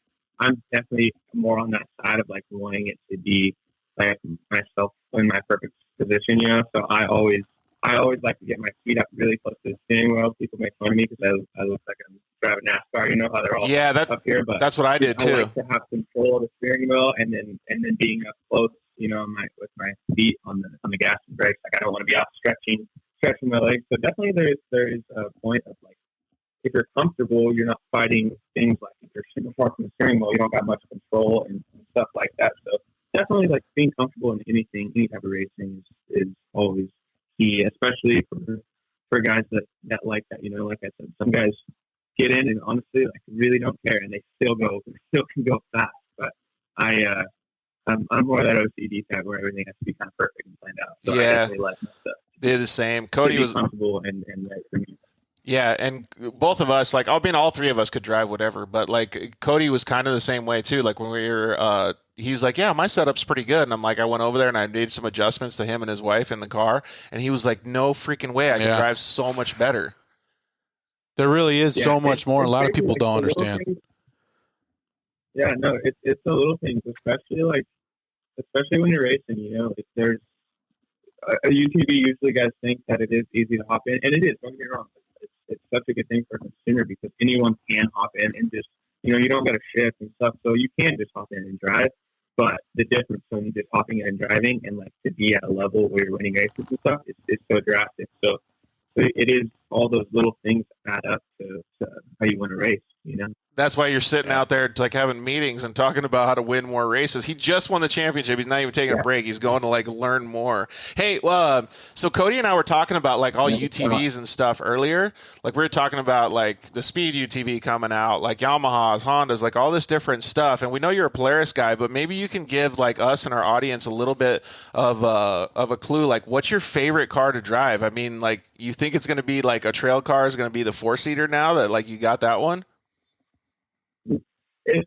Obviously, I'm always going to be partial to Polaris. Those basically have helped me out forever.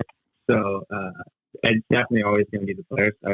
I have drove a couple other brands, and honestly, no, I meant like what's your because you drive a Pro XP, you've driven like a turbo car, a 2-seater, like you've driven so many different side by sides. Polaris's, like what has been your favorite one? Because we were actually talking about this the other day. My dad said that he wanted to drive a Pro XP, even though it's skinnier. Yeah, I told him that my favorite car, still to this day, was a normally aspirated 1000 4-seater. Like I love that car. Like it was so good. It's so easy to handle. Like yeah, we had one of those that we beat to death, dude. Yeah, honestly, for me personally, I love the Pro XPs. Like the Turbo S's are really good too. I know a lot of guys like those because they're wide. I don't necessarily even love the long travel. I don't mind it being a skinnier car. They're kind of more nimble being in the Pro XPs. So on my race car, I do run long travel just because the WORCS races are really, really rough. But man, my stock, I just sold it, but recently. But I had a play car that was bone stock, had wheels and tires on it, and a Pro XP, and it got it done everywhere. Like I don't even mind it not having long travel. Like it was so nimble and quick. So that would for sure be my favorite. But I will say, like, you can definitely have some fun in a 4-seater. I know me and my little brother grew up in a 4-seat 900 when those things first came out. My parents got one, and dude, that thing had to happen. Dude, the 900s are still sick. I think they're a comfortable car to drive, man. Like, I was homeschooled too, all through high school, and so was my brother. So like, we'd seriously, and in our town too, like there's not many cops and anything like that. We'd hop in that thing once our friends hopped, like got out of school and stuff. So when picked up a couple friends, threw them in the back, and just ripped through the hill like every day. So, Matthew Jordan just commented and said we smashed that thing. Yeah, Matt. Yeah, dude, shout out to him. He's in Missouri now. You know what you could do? Like, exactly. I can see you guys like you going OCD and like making this like 4-seater like you just won like into something super nice or whatever. But I'm picturing it in a totally different world. Like get you and like Shelby and like Cody and like a few other people to just like make like a 3-turn track and just do time trials for like a little bit of bone stock car because that's bragging rights straight up because there's nothing done to the car. Dude, there's nothing like ripping a 4-seater. I probably have some videos that get me in trouble, but me and my brother used to rip. I mean, dude, to the streets, all of it. Like, we used to have so much fun. I think that's probably where I got good driving. I don't know, like, we spent so much time.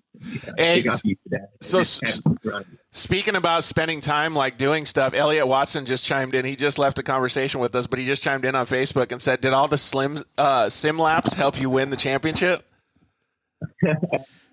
Dude, shout out to him on getting it done at the 1000. But yeah, Elliott's cool. He's a good kid. I'm pumped for him on his win. But yeah, I raced on the sim with him a lot, actually. Him, all the short course boys, him, Ronnie, Dickerson, a bunch of those kids. We all got sims. So dude, the sim is so hard. Have you tried it yet? No, I want to though. Dude, it's so hard.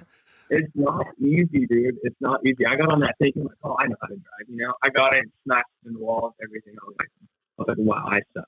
But it's they're fun for sure. Like we're all in a Discord together, like with headphones on, talking crap about racing. It's a lot of fun for sure. But what's this last comment over here? It actually does. It does help a little bit, I will say.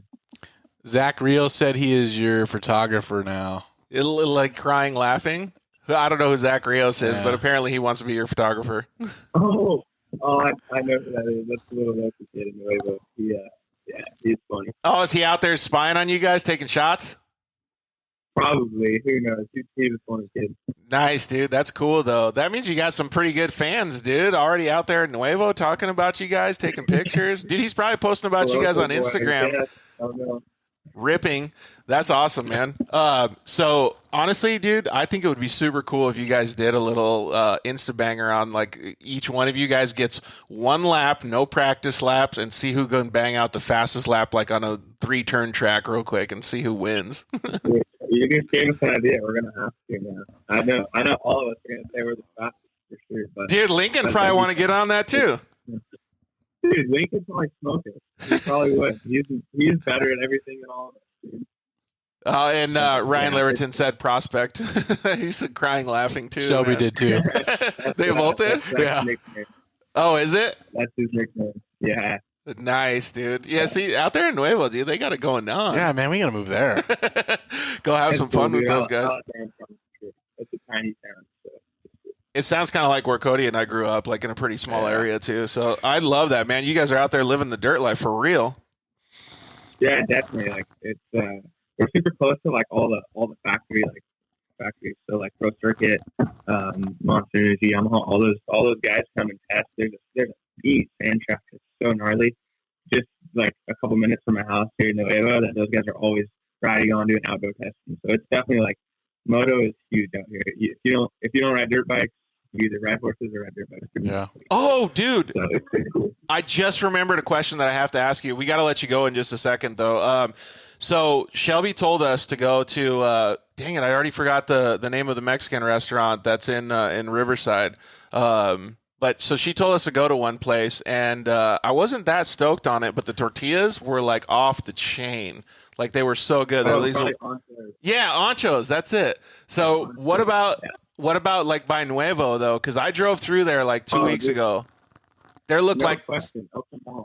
what's it called? El Camal? El Camal is the- Dude, I El saw that Camal, one. dude. I drove right by it.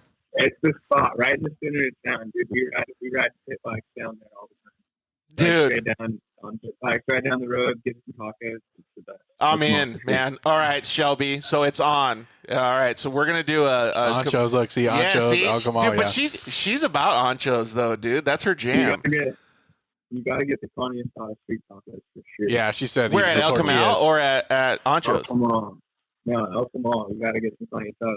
Dude, we're gonna. All right, so they're gonna have to have a three rider or like a single lap battle in the 4-seater, and then Shelby and I are gonna have to be on the sidelines having a battle of the freaking tacos, anchos against El Camal, dude. Dude, all right. So, yeah, man, I appreciate you coming on the show. That was pretty awesome that you guys did so well. That was the second WORCS race that I've ever been to. And first of all, the community and everybody at the WORCS races is fantastic, dude. So to see like everybody come on and be so, well absorbed and just like have us come in doing photos and videos and interrupting their whole race day and stuff, it's just awesome to have that like camaraderie, man. I love it. And then to go out and see you do well and like to notice your driving skills and to be able to talk to people about you, and like it's awesome to see that these series are developing great driving talents like yourself. Yeah, I appreciate it, dude. It's definitely cool. We've been WORCS racing for a few years now, and there's a lot of people that become like family out there. So it was almost kind of bittersweet this weekend because that's going to be my first or my final real WORCS season. We may be here like back out there here and there, I guess, do a few races, but we're going to be moving on back east and some racing. So. It's kind of bittersweet. It was cool to end it off with a championship. Though, so what's the 21 plans? Are they to move series? Yeah, it's man, it's not much of a secret anymore. Yeah, me and Cody are going to be going out and racing this SXS series out there all season, so it should be fun. It's pretty sick out there, dude. We went. Everyone's been here tonight. So we went out there earlier this year and got our butts kicked the first time. But we went back again. I was able to win in the RS1, and then we're kind of just hooked out there. Dude, it's so much fun. Like the whole vibe out there is sick. Like everyone's just like it's just so cool. So it's huge. It's blowing up, and Polaris kind of wanted us to go out there and make a showing too. So it kind of like it just worked out cool. We were kind of just ready. Me and Cody were kind of ready to just try something different, and that popped up. We tried it, kind of fell in love with it. Polaris was on board with it, and kind of all the pieces came together, and that's what we're going to be doing. So we've been definitely planning, scheming. That was what we were just talking about before I came on the show here with you. We're all in the living room talking about stuff for that. So I think you guys are going to do something new. I think you guys are going to do really well out there. I think the level of competition is going to be up there pretty high, though, because there's so many drivers that are over there. It's going to be insane. It's going to be insane for sure. I know the Can-Am boys, Hunter and Cody Miller, they're quick. They've been out to WORCS Racing some too, but they were out there kicking butt all year this year. And another Can-Am guy, Kyle Hart, out there. They were ripping out there, so they were hard to beat. So it's going to be stiff. I know a lot of guys are going in. Me and Cody are going out there. I think a few other players, guys, are going to be heading out there with us. And then I know there's even more Can-Am guys coming. And I've been hearing rumors about Honda even coming to do some stuff out there. So there's going to be a lot of. Well, who doesn't want the money, dude? Dude, the money's insane. Yeah. So it's hard to see that opportunity and not take it. You know what I mean? So we're jumping. We're kind of taking a leap of faith and heading out there and gonna see how it goes this year. Yeah, I might hitch a ride with you guys one of these days to go out there again. So we're gonna since it's a little far for the Dirt Life to travel, we actually have one of our guys, Alfonso, is gonna go cruise out there, and he's gonna be living out there. So he's probably gonna be all up in your guys' face with the camera 24/7 when you guys have races. Yeah, no, I'm looking forward to it. It's gonna be a fun year for sure. Great. Yeah, I know. That would be cool. Dude, now we got Lane Eddy. He commented in, no, Zapatas is better than El Camel. Great, dude. Now, so he's trying to throw in another one? All right. Zapatas is pretty good, too, but I'm cheap. Zapatas is more expensive. Dude. I'll steal my spot. Dude, yeah, I like the just whatever Dollar Street taco kind of swag. That's where I go. Anyone that knows me knows I'm super cheap. That's my spot.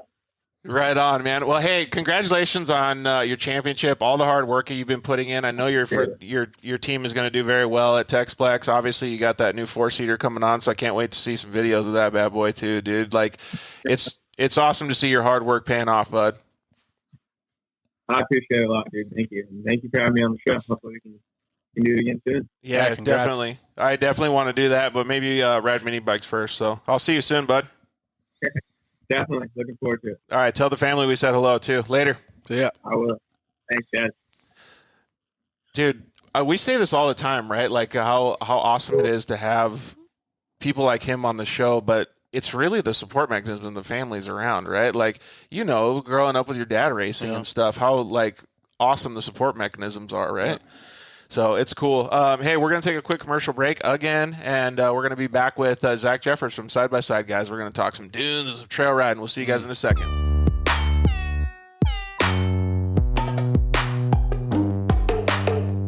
Hello, I'm Justin, the founder of Shock Therapy.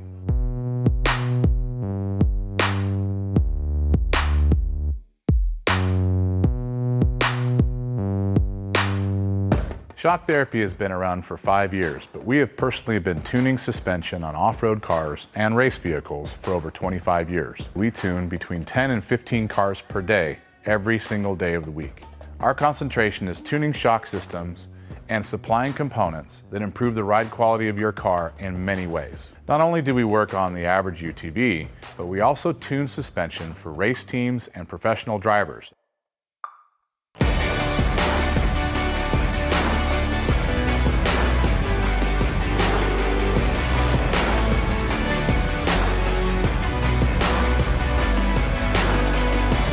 We currently tune for over 87 race teams in Best in Desert and Score. Our clients and race teams rely on our suspension components to allow them to win races and keep them safe. Suspension is a moving target, and we are always trying to hit that target with every customer that we work with. Each customer's needs can be different, and we tune our kits accordingly. Our research and development never stops. We improve our components every single day. As the industry evolves and improves, so do our parts and kits. As of right now, we have over 100 products for UTVs. So when you bring your car to us, you have the satisfaction of knowing that you have the most experience, the highest quality products, and the fact that your car is being tuned specifically to you.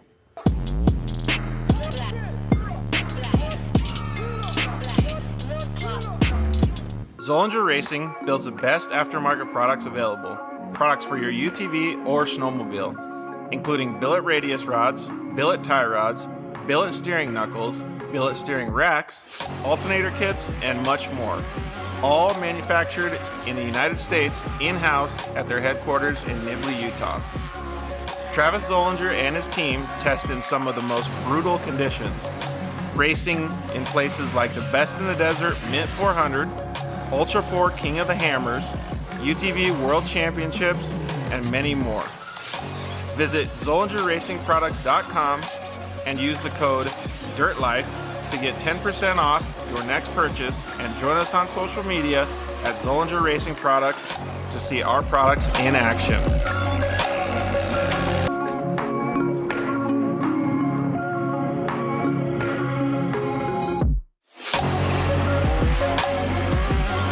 Zollinger Racing, the best products, period. Finally, we got Lance from Solderweld in the studio. Thanks for coming down, bud. Hey, why don't we just record a commercial now? Yeah, why not? So good to be here, man. It's been a lot. I'm trying to get down here forever, and I wanted to talk about the off-road kit. Dude, I love those things. I got it in my pack. Yeah, we're running hundreds of vehicles now running them, whether it's a UTV or some guy's got it in a backpack on his motocross. He's got everything he needs to make a fix right there on the fly, out on the trail, or in the desert, whatever it is. Well, since I've already used one, I kind of know what to use it for, but explain what it does. All right, so let's pull one out real quick. You've got your aluminum rods. Remember, they're rods, right? So, light torch, small torch. You can throw it in there or throw it on the rig with your flux. It decontaminates and cleans like let's say a radiator. You get a random rock chip runs through as you're racing. You get a rock chip in a radiator. You got to fix it right there, or you're out of the race. You can patch it up You can patch it up. It's all good to go. Yep, just like welding. Yeah. Also, as well with that, you've got a brake line fix. So with your flux, you can fix a brake line, stainless steel. And then your hot block, heat absorption putty. So it keeps you from getting burned, number one, as well as keeps the heat from traveling. So it's really, really nice. I've used this not even to fix anything. So that stuff works so good, man. Listen, it's easy. It straps in nicely so that you have everything you need in one little place, and you don't have to carry a big bag in It's like a first aid kit for your vehicle. Yeah, Chase trucks have it as well, so that if they need to make a fix on the fly, they can get it done and get it done quick and get you back in the race. Dude, those things are so cool. All right, so it's at Solderweld on Instagram, Facebook, and solderweld.com. Awesome. All right, thanks, bud. Appreciate it.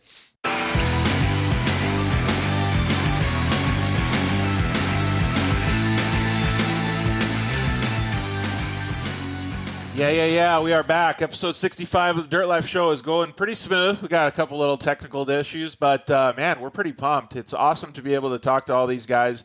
They basically live in the dirt. That's why their Wi-Fi connections have been so bad tonight. But that's awesome because that's the way we grew up too. So now we are going to talk about some dunes, some trail riding. I would even talk about, we didn't have to ask Jeff about pre-running in Baja. I want to talk about that. So we got Zach from Side by Side Guys on. What's up, bud? What up, boys? How you Going doing? now. We're doing awesome, man. But we've talked about this a little bit before, like last show. We're not doing as awesome as you because we haven't been riding as much as you, dude. You've been doing some pretty badass trails and trips the last, 2 months? I think it's more or less just doing fewer trips but making them more epic. So that's kind of what we've been focusing on this year, is making some pretty epic content, and we're totally stoked to start getting some of that out there. Dude, what's been some of the funnest places? Because, seeing all those guys down there in Baja pre-running, seeing you go to, Trail Heroes, seeing you go to, UTV Takeover, all those look so fun, dude. Yeah, so we've had the privilege of getting out to some unique places this year. One of the favorite locations for us is obviously the Oregon coast, where they got Coos Bay dunes, and they also have Winchester dunes. Two very similar but different places in their topography. So pretty awesome views with the ocean, Oregon being one of the most beautiful states out there in the first place. That's a pretty epic area. We just got back from Sand Hollow in the Moab area doing UTV takeover there. We've been, from Nevada to Canada through Idaho and Montana. We've been through, Oregon to Canada through Washington. Just tons of places, epic views, epic rides, epic stories. Dude, it really looks like it's been so cool because all I've been able to do is see you guys on social media. One of the places, like, I can kind of relate this to some of the people in Arizona, Cody. So we have a place called Bowie Hot Wells. It's basically a hot springs, but there's dunes around it. They're small dunes, but it kind of reminds me of the stuff that you see in Oregon up there that you guys went to. The dunes are a little bit bigger up there, but it's got a beach, dude. I know, that would be so nice. Have you seen it? Yeah, I know he's talking about. It looks rad. Yeah, so Oregon's a pretty awesome place. The two main dunes, I mean, the whole coastline's full of dunes where there's different areas where you can ride, but the main two attractive areas are the Coos Bay dunes and the Winchester dunes. And Coos Bay is very much a all-man's dunes, like pretty much any car, any speed, you can get out there and enjoy it and have fun. There's lots of little darty trails where you can get in and out of the brush. You can get out to the ocean and actually ride the ocean, which is awesome. Pretty epic area down there. And then Winchester, they have some of the biggest dunes in the Northwest, if not all the way until you get to Canada or California. So pretty huge dunes that you can do a lot of really cool carving and things like that on. Some more obstacle and stunting you can do out there. It does get a little windy. It's Winchester for a reason. And the lift can get a little rolled off, and there's a lot of witch eyes where you can find yourself endoing over pretty quickly if you're not careful. And so it's a beautiful area, and I've been told there's some really awesome mountain riding out there. I haven't made it to Oregon's mountains yet, but we plan on doing that this coming year. Dude, it sounds like it'd be super cool. Cody's been to the dunes in Glamis a couple times. Well, actually, you go to Glamis and Gordon's, or where do you I do guys go? both. This year, we haven't hit up Glamis yet. Where'd you go this year? Gordon's. You went to Gordon's both twice? Both twice, yeah. Oh, really? Yeah, October 1st when it was 108 degrees out for 4 days. Yeah, so, dude, F that, man. Dude, I didn't want to talk about it. So how was it because they closed off a bunch of those dunes, right? In Gordon's? Yeah, or did they open them back up? No, they're closed off, but I mean, it doesn't affect anything. So where did you guys go riding at? You went to like the I-8 hill, and you can guys go. went around the You back? can go to the third, fourth set, fifth set of dunes. Mostly that. How are those? Are they super soft? Or Yeah, nice? they're like butter, man. Oh, and really? I don't know what the deal was with this summer, but the sand was the way the wind this year without any rain. The dunes were very, very peaky, and they usually Super are at the soft, beginning too. of the year, but they were super soft. There was witches' eyes that were in odd places. I blew out a tie rod coming down I-8, and it was, yeah, that's how I broke it at night. Just cruising down in a normal hill that gets ran all year long. A wall of sand was sitting there, and I hit it last second. Bam! It was one of those blind walls or whatever. Yeah, it was weird. My lights, I could see everything, and I hit it, man. And that was 20 minutes into it. Oh, this shit. first ride, yeah. That sucks, man. Yeah, you really got to watch out for the obstacles out there. And I always tell everybody when you go out to dunes, they're an ever-changing beast. Mm-hmm. And if you don't fear on it, take it easy. I always tell the guys, just take it, go enjoy the scenery, and look for landmarks and look for lines. Try to find some cool lines to take down. And but if you don't respect the dunes, they'll show you the same courtesy back. Yep. Yeah, absolutely. That's crazy. My dad, he hit one of those things on a quad like many years ago at the bottom of the same hill. It was on a whoop, dude. Dude, but he It went was over weird. the bars hard. Yeah, like, dude, he got you- jacked up. It was like I hit a wall of sand, and that's all I saw. We were Yeah. covered. Could you imagine on a quad and it just bucks you off the back? He got lucky. I know. Well, he hurt himself though. Yeah. He was hurt pretty good. But yeah, man, that's crazy. Not to talk about like accidents and stuff, but it's like Zach said though. Like you never know because that place that he goes is probably totally different than what we're used to. Yeah.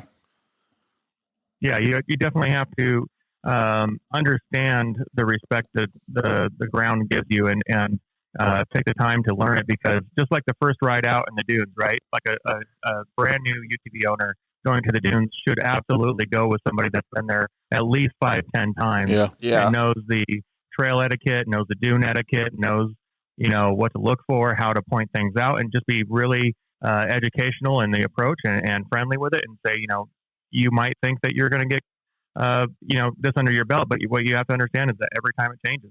And you really definitely have to keep your eyes open. And when it's windy, you can't see the lips of things. When it's rainy, you don't slide as much as you expect to, and you can bite and roll over. The ground itself changes depending on the weather, and the amount of weather, and a whole slew of conditions that you just don't know going into it without spending time to learn it and experience it. Yep. Well, speaking of that, then, so learning and experiencing stuff, I would want to learn how to go to like Sand Hollow, Utah. That looked freaking awesome. Like, have you been there before, or was this the first time, Zach? Yeah, so this is my first time down into Utah. Have you seen ever. that place, Cody? Yeah, it's pretty cool. It's 14 hours away from us. Oh, that's how far? I thought it was closer than that. No. Yeah, it was like 10 to 12 hours for us to get there. So, but the land there is just amazing. First of all, the red sand just blows your mind how awesome that is. And the sand that they have is very glassy. It doesn't like to hold itself up very much. So, the actual dune transitions change every time someone hits it. And that's something to take into consider there. It's a very heavy sand, but it's very glassy. And it'll roll itself down the dunes. And then you hit, you get a stretch of dunes, and then you hit rocks, and then you're rock crawling. And then you hit a stretch of just gravel, and then you hit a stretch of sagebrush or something else. Like, it's a very cool place where you can get a lot of different experiences in one place. What's the best vehicle that you drove there? I didn't really drive a whole lot of vehicles there. I did get a chance to ride the Rock Blocks KRX, and that car was my first kind of out in the rocks experience with it. I've driven them before, but that car can roll over anything. I would say that if you're somebody living in the desert that likes to rock crawl and go through obstacles and things like that, the KRX is definitely a machine for you to consider. Have you ever seen one of those or driven one of those yet? Yeah, I've seen them at the dunes. I've seen them out at Bowie. How'd they do at the dunes? I mean, they're underpowered, but They for look everybody cool. that I've talked to, exactly what he just said. Like good suspension? It's just this car, like, we had a couple guys here that are hardcore rock crawlers here in this town, and, they were getting ready to change it up and go buy one. And the more I'm seeing them in the dirt and in the rocks, in the that type of terrain, I'm seeing the car is so well built. The frame looks so good compared to everyone else's. They're all double shear too, right? Yeah, I think they're double sheared. Yeah, so the construction of the KRX, the engineers definitely flexed a little bit on their experience and know-how of how to build an off-road vehicle. We give them a lot of crap about, just building these little Terexes and these little, what some of us power sports guys would call putt-putts, but they really know what they're doing and how to make a vehicle last a long time.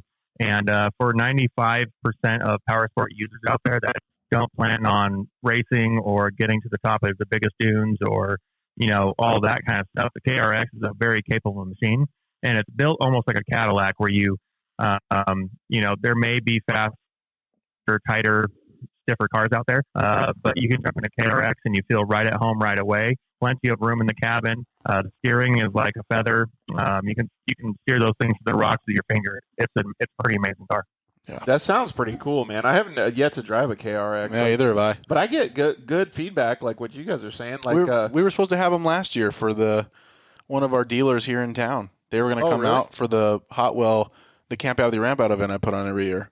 And they was going to bring 4 of them out for other people to they drive. weren't able to do it? Oh, Well, because COVID just hit, yeah. So I talked to, Jeremy McGrath and Maxis Mike are good buddies. So they were telling me about the Maxis, rig and stuff like that. He was telling me it's sweet. And yeah, then he's got one, doesn't he? McGrath's got one. Yeah, McGrath's got one. Mm-hmm. And Mike has his set up pretty much the same way. So, it's pretty cool to see those things, man. Like, I don't know. I guess since they're underpowered and they're a CVT, they're probably, disappointing some people. But when you talk about, I'll tell you comfort, what, though, the clutch system on that car is so well built. The fact that it comes from the factory with bracing and everything on the clutches is a huge step towards reliability. And the power band is really unique. It's almost like a rubber band where it just kind of slowly just takes off and all of a sudden, you're off on your way going. But for the power sport minded guys, they're definitely a little bit lacking. And I can't wait for them to bring the supercharger over from their street bikes. That would be an amazing machine straight from the factory. Yeah, I heard that. Ooh. I heard they're doing that. that would be super cool. So I got maybe not super inside scoop, but the guys over at Graves Motorsports are some of my good friends because they helped with the Yamaha program so much. So they just made an exhaust pipe for the Honda Talon, which is insane cool looking. And then they did some stuff. Now they're a factory Kawasaki effort in the street bikes, and they were saying that those KRXs you can put some ponies in them pretty easy. There's some tuners out there in the KRX forums that are doing a lot of really cool things, and taking down the limiters and increasing the power ramps and all that kind of stuff, and they can definitely change the feel of the machine. So if the power is really kind of holding you back, but you're not scared of investing a little bit of time and money into the machine to make it what you want, there's definitely some options out there. And HCR has a pretty badass long travel kit for it, which, the stock kit that comes on it's pretty well stout. But if you want to get wider, do bigger, higher clearance, all that kind of stuff, there's options out there, and some pretty awesome exhaust, even quieter exhaust, even though it's from the factory pretty quiet. There's some loud exhaust. There's a lot of options.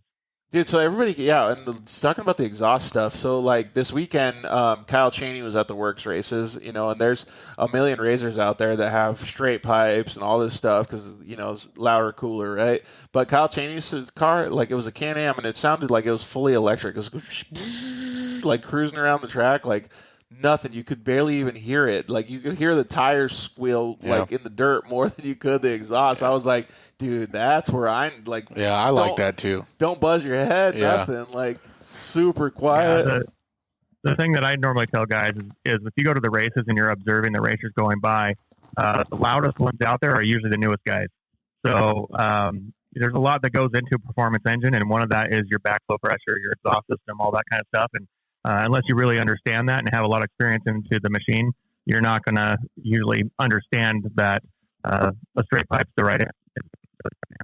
Yeah, 100%. I couldn't agree with that more. Hey, so I was watching all this stuff in Baja, like, because those are my guys, right? Like, I want to see who wins. I want to help the Matlocks. I want to help everybody that's down there, Craig Scanlon. And honestly, man, I said it last year, but I want to go down there and pre-run so bad, man. It looks like it's so much fun. What do you guys think? Yeah, we've always talked about wanting to go to the Baja and maybe like assist the pit crew or experience the whole experience down there besides just watching. And the one thing I keep going back to in the back of my head though is when you pre-run before the event, you're just testing the track before that and getting all the booby traps out of the way. So that always scares me a little bit too. What do you think? Would you want to do it or no? Yeah, there's a guy here in town that goes every year. You actually know him, Jerry. Yeah. For Centerline. He goes, you have to get invited to these things. So supposedly it's like a big deal once a year. Well, we talked about it this upcoming year. I'll be riding with somebody else, and then we'll get to trade back and forth with their Polaris. Ooh, that'd be kind of cool. So we've been talking about that. So I thought about, okay, well, that might be cool. It's still warm, though. That's the problem. Yeah. So when do they go down and do that? Should be about probably like we talked about. I think 4 months ago. Okay, so they do like their own Baja like cruise. Yeah, kind but of you thing. have to have an invite for this thing. Yeah, I think that's the way most of those dudes do it. I was talking about just like pre-running with the race teams and stuff, but like those trail rides or those scheduled like long rides. Where they do kind of that same, they jump on the race course, they go to the beach, they go to all the hot spots. Like that would be super fun too. Yeah, those industry groups definitely know all the great places to stop and where to take your time and enjoy versus stopping at every little thing. So that's the biggest thing, just like everything else, the dunes and everything. Just going with somebody that knows what they're talking about, that's done it a few times, that knows the topography and the culture and the best taco stands and all that kind of stuff. That's really kind of what you have to rely on in somebody else's knowledge. All right, so if we're talking about all these different places, like the Oregon Dunes, like Sand Hollow, like all these different places, you've been actually to some different places even other than those, Zach. Like for us guys down here in Arizona that are like solidified on all the trails we go to and we go to Glamis and stuff, what's some of the most epic stuff that we can go to? Well, I'm a Northwest boy, so I stick around up here most of the time. And, we have a lot of trees. We have a lot of mountain ranges, things like that, rivers, lakes that are just epic views, beyond belief. So, some of the most epic views you can have are traveling north through Washington and seeing the Rockies and all that kind of stuff along the way. All the different mountain ranges that you can experience there. Each outlook that you end up on is just completely different. And there's some pretty epic campsites up on the ridges of these mountain ranges where you can actually ride for hours out to these ranges and park up on the ridge and have, a 2,500 foot downhill drop in front of you while you look at the snow-capped mountains across the valley. So, that's crazy. that's the stuff that really, gets me going is that kind of an experience, and being able to know that view at that moment in time is experienced by nobody else but you. Dude, that would be sick, right? Yeah, we just got little Mount Lemon here. We can go hang out on the top. Could you imagine the difference in Instagram photos? I photos? can only imagine. Just the depth, man. Like, we think that's big, when you look up that mountain range. Dude, well, and I'm scared of heights, too. There's rides we went on this year where, we had 4,500 feet, 5,500 feet of elevation change in an afternoon. And, that's not a slow process. You're going up and down it quite a bit. The adventure that you have doing that is pretty unique, experiencing the different changes in topography where, if you're down south in the desert, for the most part, most of it looks the same. You might get some change of scenery on the mountain peak that's next to you or the valley below you or whatever. But for the most point, it's pretty much brown and green cactus and brown cactus and some rocks. And but it's awesome, right? You get some epic sunsets for sure. And especially when you can get some weather systems down there and see the lightning storms come through and all that. It's a pretty epic place. But up here, as long as the wildfires stay down, you have the opportunity to see. We were at a point called Burnt Knob in Idaho. And, Burnt Knob is what it's called? It's called Burnt Knob, and it was destroyed by a wildfire like years ago. And so most of the trees are all just skeleton sticks sticking up at the moment. But when we got to that peak, you can pretty much see from that peak Nevada, obviously Idaho that you're in, Montana, Washington, and Canada, all from that peak. Dude, so, that's crazy. That? Yeah, that's wild. I didn't even know that was possible. And then right in front of you is a drop, 3,000 feet down to a lake. Dude, that's bananas. I thought I was living it up when I passed by the Arizona, Nevada, California border this weekend, dude. Talk about next level. Dude, that's crazy. Yeah, so it's, we call it kind of like a God's country type thing up here. There's a lot of things that we have to put up with to put up with politics and things like that up here to live out here. But and you guys are bananas because it's so freaking cold up there. Dude, we would never be able to survive that cold. No, man. There's no way. I like Arizona cold, but that's it, man. That's like putting a rattlesnake in ice, dude. Like, it doesn't happen. It don't work out. We had an inch of snow this morning that melted off, and then we had snow later this afternoon. So, it happens. It is what it is. It gets gray for half the year. We were hell no. We were like 75, 80, just loving it. It's supposed to drop this week for a little bit, but we'll see. Dude, yeah. That's why you drive to Sand Hollow and all those other different places, right? You can travel, for a day or two and get to where you want to be. Yeah, I mean, we got the Cinders. Have you ever been to Flagstaff Cinders before? I haven't driven out there, but as a young person, I had. That's where I saw my first snow was Flagstaff, actually. Yeah. Growing up, I grew up in Yuma, Arizona, down on the border there, and I remember going to Flagstaff for my first snow and sledding off the deck of the hotel onto a hillside and all that kind of stuff. But I haven't been back there since, and I'd love to go experience Flagstaff. I know it's one of the most beautiful spots of the area. Well, they have Cinders OHV, and it's all trees, the pine trees, and then they have the ground is lava rock that was put out there. Right. But it's like dune sand, kind of almost. Yeah, but it's a very different feeling. It doesn't grab at all. It doesn't. People run paddles out there too. I mean, it's so crazy. And some of these bowls that are there, if you're in an NA car, there ain't no way. It's like skating on like ice on the road though. Like it's just weird. It doesn't no traction whatsoever. Yeah, it's an odd feeling. But to get out of the heat here in Arizona, you go there in the middle of June, July, and it's 80 degrees as the high, you know what I mean? So that's doable, and at night it's 65, 70. So, dude, that was one of the funnest parts about it was doing the camping stuff. Like, when you went on all these trips, Zach, did you guys cook good food and grill out and have fun with everybody? That was kind of a weird situation and a different approach between the different guys that went on the trip. For me and my buddy Ian that run the podcast, our approach was as light as possible, as efficient as possible on our cars.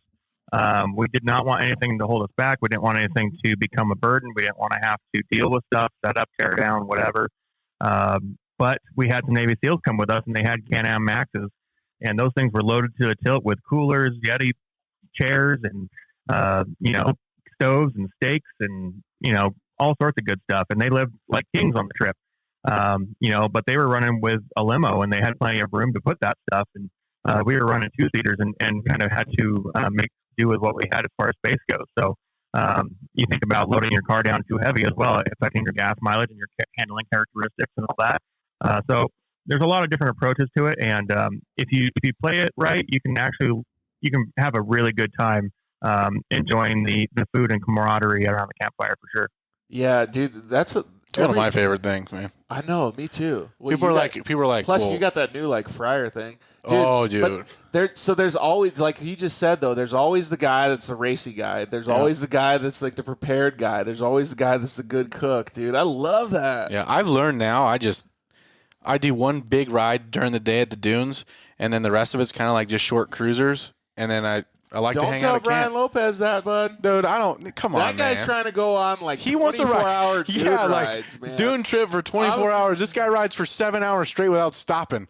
It's like, dude, what are you doing? I don't think he listens to the show that much, so I might get away with saying this, but I might also get some backlash. I'm to the point where I'm like, I don't know if I can go on a dune trip with you, bud, because that's why we don't go together. Way too hard. We don't anymore. If I see him, I meet him there. I don't want any part of that, dude. I'm there to relax. Sounds like my kind of guy. He's riding though, like some of the rides that he goes on are like 3, 4, 5 hour long rides, dude. And I'm like, I can't sit there for that long, dude. Like I got to stop and take a break. The last dune ride that we went on was so long, I had to open the doors in the Yamaha because I was getting too hot inside. Yeah. And I don't even have a windshield. We definitely had those experiences where the cars definitely get hot, and you stop for the machine on the machine's sake to help it survive, let alone your ability to push through. So. His machine's built for endurance. He's built for endurance. Everything about his program is built for endurance. I dig it. Yeah, that's cool though. I still like. So you guys get so many different people though. Like you got the cook guy, you got the endurance guy. Everybody, man, it's super neat to see all that stuff. Like one of these days, you and I are gonna all of us have to link up and go have some fun. Yeah, we're our Idaho trip. We had me, who was like a tech nerd, who was Mr. Overland. We had 3 camera guys that were all of youthful spirits and loved having a good time and a good joke. And then we had 2 Navy SEALs retired. We had a buddy of ours that runs an off-road truck, diesel and Jeep business.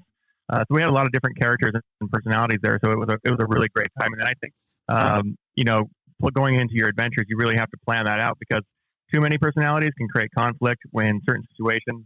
But if you're just going out for, a few days, a couple days, whatever, the more people, the merrier, the more fun you can have. So unless you're riding in dust like we were for 24/7, for a week straight, that was pretty brutal. A trail that long of cars was pretty brutal. Yeah. But we've been talking about going down to doing the Utah BDR and talking about possibly doing our own version of the California BDR from the coast over across it. So one of these trips we'll have to have you jump in. Ooh, that would be kind of cool, man. I'd be stoked on that. The California one would actually be super easy. That eventually, at some point, we can accomplish a BDR from Mexico to Canada. And whoa, so, that would be a pretty epic trip. That seems like Brian Lopez needs to get home with him. Dude, yeah, Brian Lopez would be like your best friend. Yeah, dude. Just driving and driving. No, I would be stoked on something like that, though. It's hard to see, like, to get groups like that together. Like, that's my whole thing is, like, what I keep talking about is, like, when you have all these fun, like, trips planned and stuff, you always have the guys that are different. Every single dude has a different personality on, like, what a good ride is and what a bad ride is, right? I was so surprised when we did that huge Yamaha ride, 4 years ago or something in Glamis, that we had, like, 40-something people on the ride. And everybody was like, dude, that was the best ride ever. Like, there wasn't, like, because you usually get the guy that's like, nah, man, I've been on way better rides than that, dude. Your guys' ride sucks. Like, or we were ripping the big bowls, man, and, like, it was so good.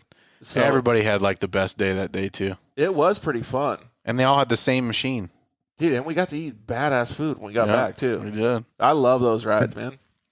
The biggest thing is just giving yourself the time to have the fun versus stressing to get through to a checkpoint or to get, something accomplished. If you can just have somebody that knows exactly how the line's going to run and know exactly how to push it for the group and make sure everybody's on the same page, you're communicating the right way, that everyone has the same expectation, that's usually where you win. And that's what it sounds like you guys had.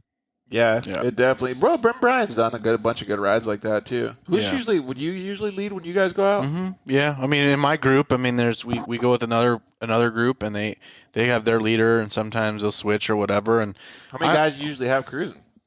15. Yeah, Usually see, that's 10, a good 15. amount, dude. It's hard because the more you get, if not everybody's on the same level, you're constantly stopping and waiting. So what do you usually do for the beginners? You're just like, hey, we'll do this. This is where we're gonna go. Yeah, I usually try to give them a heads up, and I like leading those guys, and the reason why is because my wife gets car sick really fast. Mm-hmm. So it's more of the fact that I've been going to dunes my whole life. Right. All right. So I'll give that 1 or 2 days to the new people to get them excited and relaxed and go, it's okay. Or they've had a really bad experience with other people that they've gone with. And I've never had anything bad said about me at the way I lead. I'm very, I don't hit every corner. You know, some of these guys that lead, But that's man, nice that you're nurturing them. yeah, but even for me, but I also have somebody in the car that's puking, if not, you know. So most of these people come off quads and dirt bikes, and they're making 180-degree freaking turns, hitting that next ball. I'm like, why don't you skip that one, go to the next one, and you won't have that jerk, you know, when you're ripping around. You got miles and miles and miles. You can go in a straight shot if you want to just hit every corner, you know, and just flow. Yeah, Some people just don't get it. That's what Kristen Matlock was saying, though. She's like, for Dakar, you have to hit them straight on now. Like, she was like, dude, it's brutal. Yeah, that's She's crazy. Like, I've seen some of them videos, dude. She's like, it's not the same as what you would think dune riding. Yeah. She's like, we got to go full tilt, smash into them, and go straight up and straight over them, dude. She's like, and shout out to Kristen's race team. The Matlocks have pretty much killed it this year, and going to Dakar is pretty epic. And I think is she the first Polaris rider, female rider to go to Dakar? I don't know if that's a true statement, because I think there was some people that actually tried it. I think this is going to be the first real go that they give to it, like a real factory effort that they're going to do. So I think this is going to be one of the groundbreaking Polaris ventures that you see. And it's really, really cool to see the stuff that's going on behind the scenes with the team, because it's no small feat, dude. Oh, yeah. Like, the level of effort to be able to go and do this, like what they're doing and the effort that they're putting forward is phenomenal. Like, it's so amazing to see. So what's Zach There's saying? a lot of people behind the scenes. Dude, it's crazy, man. And we don't even get to see half of it, right? No. Like, so, and I mean, even them as drivers don't get to see half of it. So, but it's really cool to be able to at least touch the surface of this new venture that they're doing. And it goes along the same lines of what we introduced the show with, is like the level of dedication that's happening in the side-by-side arena is just so cool to see, dude. Yeah. It's just awesome. Yeah, there's definitely a lot of work that goes into the machines just before they even leave the factory racing program, right? And then you have to train, and then you have to observe, and then you have to review, then you have to take notes, and then you got to go through your whole program. Like, then the Dakar racing system is a whole, like you said, a different animal altogether from anything else that they've raced, and the topography changes and the way you approach it. So, hats off to that program stepping up to the plate this year and trying to make things happen. Yeah, and even the little small things that people don't see behind the scenes, like Kristen called us last week, and when we were on the show, and she had hurt her wrist, like she had gotten in a unfortunate little wreck, and like she was like getting a chiropractor to help her so she could just make this race. And like, there's things that happen behind the scenes that people will never see, like with Craig and with Kristen and with Wayne and all that stuff. Like, they have to fight like normal people. They're not just these people that go out and just have these like phenomenal things happen. Like, they're really, really putting in work for their body, for their cars, like everything to be able to make these things happen, dude. It's badass. And the thing that people don't realize is that these racers, these drivers, and their co-drivers, and anyone that can possibly be in the driver's seat, they're athletes. Like, they train every day. They work out every day. They have an eating regimen. They have, they're on it just like a bodybuilder would be. And you look at Kristen, if she flexes her guns, you better watch out, man. She's a tough cookie. So there's a whole bunch of these racers that just have a next level workout regimen to make sure that they can endure just as long as those cars can. Yep, exactly. Hey, bike rides with Craig Scanlon, they never hurt, right? That's right. They actually hurt me a little bit because he was like pinning it, and I was like, "You fucker, I can't keep up." Like, I saw that video. You're like, well, here I am by myself. So, we had John Nix comment in. Was Corbin already on? Yeah, he was, man. But you can catch the shows live Monday night, 6 p.m., or you can catch them on YouTube afterwards. After they're done, they'll be live on YouTube, and you can also catch them on iTunes and anytime you want, dude. So feel free to hang out and watch those anytime. And if you want some other content too, you can always check out the Side by Side guys. Zach's got a fantastic podcast that him and Ian do. Does Ian do it every single time with you, or do you guys do it separate too? For the most part, he wasn't able to do it last time around. We interviewed Bud from UTV Utah. That they're battling some politics around Moab, trying to shut things down, and he wasn't able to. He was with his family. He has a son. He takes care of that. Is autistic and just wasn't working out schedule wise with him. So he wasn't able to. Every once in a while, he misses one, but it's usually almost every time. That was probably something that Cody would like to listen to, because Cody's a huge advocate of making sure you clean up your trash, all that stuff. Like when you get like BLM shutting shit down, like Cody is not okay with me, man. Yeah, dude. Not okay at all. So like it would be cool to see if all those guys could team up, like do some sort of big deal where it's like, give back, man. Quit fucking stuff up for us. Yeah. It's pretty neat to be able to see. It really comes down to the community wanting to keep what they have and not living just for the moment, but living for the long term. And there's a lot of guys that are out a partier, and the only thing they're looking for is that one story for the weekend, and then they're out, right? Yeah. And so we can all have a good time. We can all have a party. We can all throw a good campfire. We can do some pretty cool stuff, but it's our responsibility to make sure that we can keep doing it and that others can keep doing it around us. Dude, 100%. And to go along with that, man, like I appreciate all the stuff that you guys are doing too. So before we sign off with you, Zach, because it's getting a little late over here in Arizona, but you guys have some pretty cool stuff coming up. You and I have talked over the past week or so. We're going to do a couple cool things for both of our audiences, actually. And so anybody that's listening right now, we're going to do a KMC wheel giveaway. Ryan over at KMC Wheels said that he wanted to do that. So Zach's going to be posting some stuff up about that. So the Dirt Life and Side by Side guys are teaming up to hook people up, man. So it'll be awesome to see that. But even beyond that, Cody, you can actually help share this too with some of your guys, people that are doing the giveaways for Christmas and stuff. He's going to have a full UTV buyer's guide that he's putting out. So all kinds of cool products, man. Oh, yeah, here we go. There we go.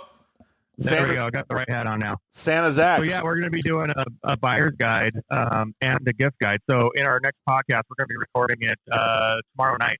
And we're going to be going over some of our personal picks for maybe the gift buying minded person out there that's looking for something to buy their UTV loving partners.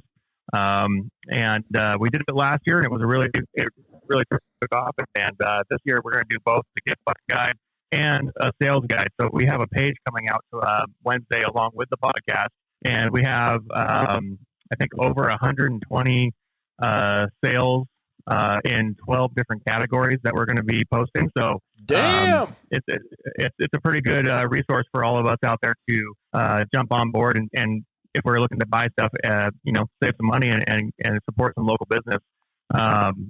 The nice thing about it is that it's going to be a working document. I'll keep it updated. I'll keep if you guys have businesses out there and you want to be on it, just send it, DM it to me, and I'll put it on the page and share it. It was kind of like one of those things back when I was a kid.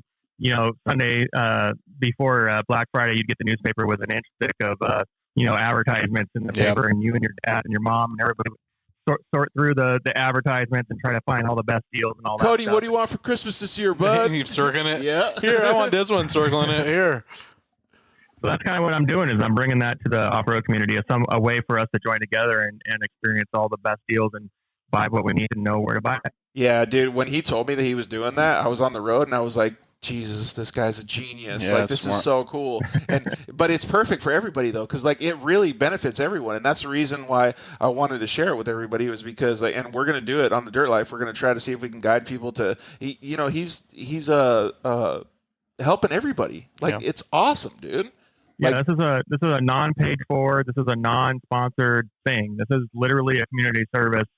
Like I tell everybody else, I make the content that I want to see, and I'm making a a tool that I would use, right? So basically, I would love to not have to like and follow every single company out there just to know what their specials are and get spammed every day. This is a way for us to communicate where to go and where to buy. And dude, that's right up your alley. Yeah. That's like to share with your community. Yeah. Cody has a pretty good following on Facebook that he has a 520 side-by-side group that he helps out. And this is exactly what those guys would dig, dude. Oh, yeah. Be big. It would be perfect. Yeah. Man. So again, non-sponsored, no one pays to be on it. No one is getting preferential treatment, any of that stuff. It's literally everybody's deals in one place for you to find the link to get there. Nice. Dude, that's pretty perfect, cool. Man. Yeah. So, well, thank you for putting all that stuff together, dude. It's not easy to assemble something like that either, and especially with handling all the people that you're communicating with. That's a pretty big deal. A lot of dude. work, dude. Well, you know all about that work, man. You put a lot in of a lot of work to a lot of the events that you've done too. So, so check that out. So, when are you going to have that up? So we're recording the podcast tomorrow night. So if you have anything special as a business that you want to include, send it to me before tomorrow night. And then the podcast and the webpage with all the details and links will show up midnight, Wednesday morning. And there are some deals that we can't publish until, Cyber Monday or the day that they launch or whatever. So that page will get updates, throughout the week. And you can kind of keep poking back in there to see if there's anything that's changed for your maybe category suspension or audio or whatever that you're looking for.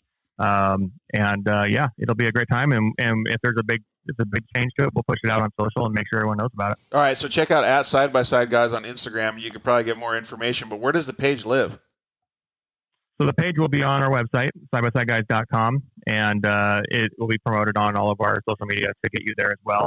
And for any Facebook groups that'll let us, we'll push it there too. Okay, cool, man. We'll definitely share it on the Dirt Life too. So we don't have 1 million followers or anything, but it'll be cool just to give people some updates and stuff. So share it with us, and then we'll share it with our guys too. So before we get going here, I got a little challenge for you. You mentioned the other day you had some hot sauce dilemmas. You were picking between some spicy and maybe some more spicy. Yeah, so Cody can get along with this because he lives right by the Ace Hardware where I go to get some of these hot sauces, dude. Have you seen some of those ones? Yeah, you keep posting them, and I'm like, dude, I want to try them. Yeah, so let's see it. So right here, I don't know if you've seen That's before. the chip, yeah. Oh, dude, this is the one we were trying to do. I want to do it. I do. Have you already done it? You're going to die. So I have 3 of them. Oh, dude, those aren't cheap. Those are not cheap. Those Paqui one chip challenge are really expensive. That's $8 a box for one chip. Yeah, I'm totally in. I would do it. Dude, Brian Lopez wants to kill somebody for one of those. Really? Really? He had one? No, he wants one. Oh. Yeah, I keep seeing he doesn't people think getting I them. could do it. Oh, yeah. Are you serious, dude? That's what he said. He doesn't think I could do it. I'll do it with you. So my challenge is who would step up to do that live on the YouTube with me? All right. Okay. All right. Well, I think I just got sick that day. Dude, I don't know. That's though. pretty. Because I don't know what I'm getting involved in. I had a buddy do it, and he did a video on it, and he goes, "You know what?" And he's from the South, man. He ate it, and bam, and he's like, "Oh yeah, that's pretty good." And I don't know. A little bit longer. He's like, "Okay, that motherfucker's hot." Do we have any time to back out just in case, or do I have to commit now?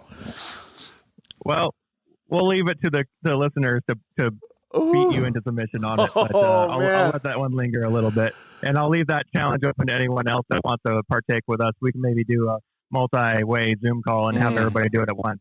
Dude, I feel like we should get so we're to we got to get at least one industry guy that's like in there to do it, man. Maybe a racer. Ooh, yeah, that might be a good idea. I don't want to we got to get somebody that's not like super hot sauce guy, because I feel like I could handle stuff, but this one has always scared me. It's really honestly, really, yeah. Dude, I saw that one guy, Catfish Cooley. He almost died. Yeah. He's a badass. Have you? And I'm not going to say that I'm going to cruise through this thing, but I love myself a hot challenge. So. Ooh, that sounds good, man. All right. I'll think about it. Yeah, I'll give you a 99.9% yes here. But maybe that could be a Christmas present to our viewers. Holy crap. And they have the video. They have to post it. All right, so let me give you a little fun fact here. Like, I ate, like, I don't even know what it was. It was like a chipotle pepper, and I had a problem with this. And I ate it at my parents' house, and my mom was on the floor, like, she was laughing at me so hard. I was like, dude, I can barely breathe. Like, I don't know what's happening to me right now. Like, I feel like I'm going to pass out. All right, so what's the hottest thing you've eaten then? I had some hot sauce that has the pepper X and the scorpion peppers. I have there's a pizza place in town where they have it's like a cilantro, good Lord, jalapeno and curry pizza chicken. And I told the chef I need it hotter. It's not going to do it. And they're like, well, put sriracha on. I'm like, that's not going to do it. Yeah. You need to put something else on it. More jalapenos? No, got to do something else. And he went back to his secret lab in the back and brought something out and said this is his second level hottest sauce that he has that he uses for chicken wing competition. And he wouldn't let me have the hottest one unless I finished that one first. So that one was full of scorpion peppers and ghost peppers and a whole bunch of other stuff roasted up and grounded up and all that. It was pretty much a black paste. And that was a delicious scorpion pizza. That's now the hidden menu item at the restaurant. So, dude, I'm not going to be able to keep up with Zach. There's no way. I don't know, dude. You're pretty good. You're pretty good at what you do. Yeah. I'm surprised at the shit you eat. I'm surprised because I can't even keep up with you on that either. I mean, I like hot, but not like that. That's freaking gnarly. That's like way hotter than my level of hot, dude. All right. Well, if I only have to do it once, I've been through worse in my life. So I'll put it there. Like lifetime memories. That's what we want to build. Lifetime memories on YouTube, though, bro. That's forevers. Oh, fuck. All right. Well, my mouth's already like, what? Yeah. Like, I can't. Like, I can smell it. Maybe that's what you could get Scanlon over his head. Dude, I don't know if he would do it, but we'll try. All right. Well, okay. So I'm in. I'll try it with you, bud. But we're gonna have to figure out some other industry guy. Does Ian like hot sauce or hot stuff or not? No, really? he doesn't. He doesn't even like pepper. So lettuce is too hot for him. Pretty much. All right. So, dude. All right. So. Can we split the chip? Like, could I give half to Cody and half to me? Like, does that how it works? You can't do that. What's the rules here? Like, you got to. Maybe we should just put money on it, and then half the chip is half the money. So. Oh, dude. $4, I'm in. if we're putting money in, then Craig is definitely going to want to get in on this, but he's going to fuck us up, dude. Yeah. He's gonna be like, nope, I'm taking. You guys got to do the whole chip. So, all right, well, we'll figure it out, man. But that sounds like a really good idea. Woo-wee. All right, sounds good to me. All right, homie. Well, hey, thanks for joining us tonight. Really appreciate you staying up late with us. Yeah, we'll talk to you boys later, and you guys have a safe weekend. Yeah, right, thanks for everything you do, man, too. I really appreciate it. All right, we'll see you later, Zach. Peace. Later. Dude. That got me thinking. I'm gonna die. I don't know. That got me thinking. Die. I've seen my friends do it. I've seen people do it. Some people say it's brutal. Some people say it's not. I don't know. Dude, that guy Catfish Cooley is like the baddest dude for hot sauce. Crazy, yeah. And he's like, woo, this is hot. So I don't know, man. I'm gonna have to figure it out. But that's gonna be a pretty good challenge. I think he's one-upped us on the whole challenge. Yeah, that's pretty good. I never even thought about doing something like that. Because I don't want to kill people. Signing waivers. No, dude, that's actually not a bad idea. Sign waivers, dude. Well, thank you very much, Zach Jeffers from Side by Side Guys, for joining us, dude. And I'm already getting all hot, dude, thinking about this. All right, well, we had a really good time. Thanks for Cody for coming in, man. I really appreciate it. The whole sciatica thing, you were a trooper tonight. I know you got to get out of here. I know. Thanks for coming over and being a part of this show with us again. It's awesome to have you, bud. All right, so one question for you before we leave. What's that? 3-wheeler or quad? 3-wheeler. 3-wheeler all day? Now, 3-wheeler. Now 3-wheeler. Back then, I mean, that's what I wrote all of them, but I really want another one. We've been trying to find one, man. They're so hard to get. Uggs or Crocs? Come on, dude. Uggs all day. All right. Well, thank you guys very much for hanging out with us tonight on the Dirt Life Show. We really appreciate it. Thank you very much to the Honda guys for coming in and hanging out. They did a really, really good job at Baja. So thank you very much to Jeff Proctor and Eliott Watson for joining us. Obviously, congratulations to their whole team. It was super, super good. And thank you very much to Corbin for calling in, too. Corbin Leaverton is a badass up-and-coming side-by-side racer, and he's got a very, very good future ahead of him. He's got a good program with the Bradburys over there and all the stuff that they're doing. It's going to be really cool to maybe one of these days hang out with those guys and do some side-by-side riding. So Ian Blongren commented in and said, Ian hates hot stuff. All right. Oh, unless it looks good in a two-piece. I don't know that chip, man. I don't know. Can I dump in some salsa too? Like, our local salsa place where the salsa's really good. That's why I asked him if we could split the chip into two, because I think, honestly, I wouldn't feel as bad if it killed both of us. So I don't know. This one chip Paqui challenge, I've seen it take some serious dudes down. Yeah. So maybe it's something that does need to happen. I don't know. If I'm fronting on these tacos all the time, people are going to really get on my case if I don't do it. Well, they should just make a taco show out of that. Call it a day. This thing is already stressing me out, dude. I don't know. All right. So, and thank you very much, Cody, for coming in. Yeah, we want to thank all of our sponsors. We really appreciate them. We ran a bunch of sponsors commercials tonight for everybody, but thank you very much to the guys over at Shock Therapy. Thank you guys at the KMC Wheels. Thank you, EFX Tires. Thank you, Zollinger Racing Products. Obviously, thank you, Cryo Heat and Solder Weld. Everybody has been so fantastic for keeping us alive and supporting the show, and thank you all. For tuning in and listening to the show. We really, really appreciate it. You guys are our lifeblood, like I've always said. Next week's show is going to be one for the books, dude. Yeah, man. Congratulations on the keep running of this show. I really appreciate it. It's come far, man. It's come really far. You helped me set it up, man, so I really appreciate all that stuff, It's come too. far, man. So next week's show, dude, listen to who's going to be on. Rob McCachran, one of the all-time best off-road drivers on the planet, man. He is the OG. So we're going to be going to his domain. We're going to go to his shop. We'll do a little shop tour with him. We're going to have some fun, hang out. It's going to be awesome. And his son is already kicking butt too, man. He was ripping at the WORCS races. So we can't wait to talk with you guys, with Rob. So line up all your questions. Have some fun with us next Monday when we're going to be at Rob McCachran's shop.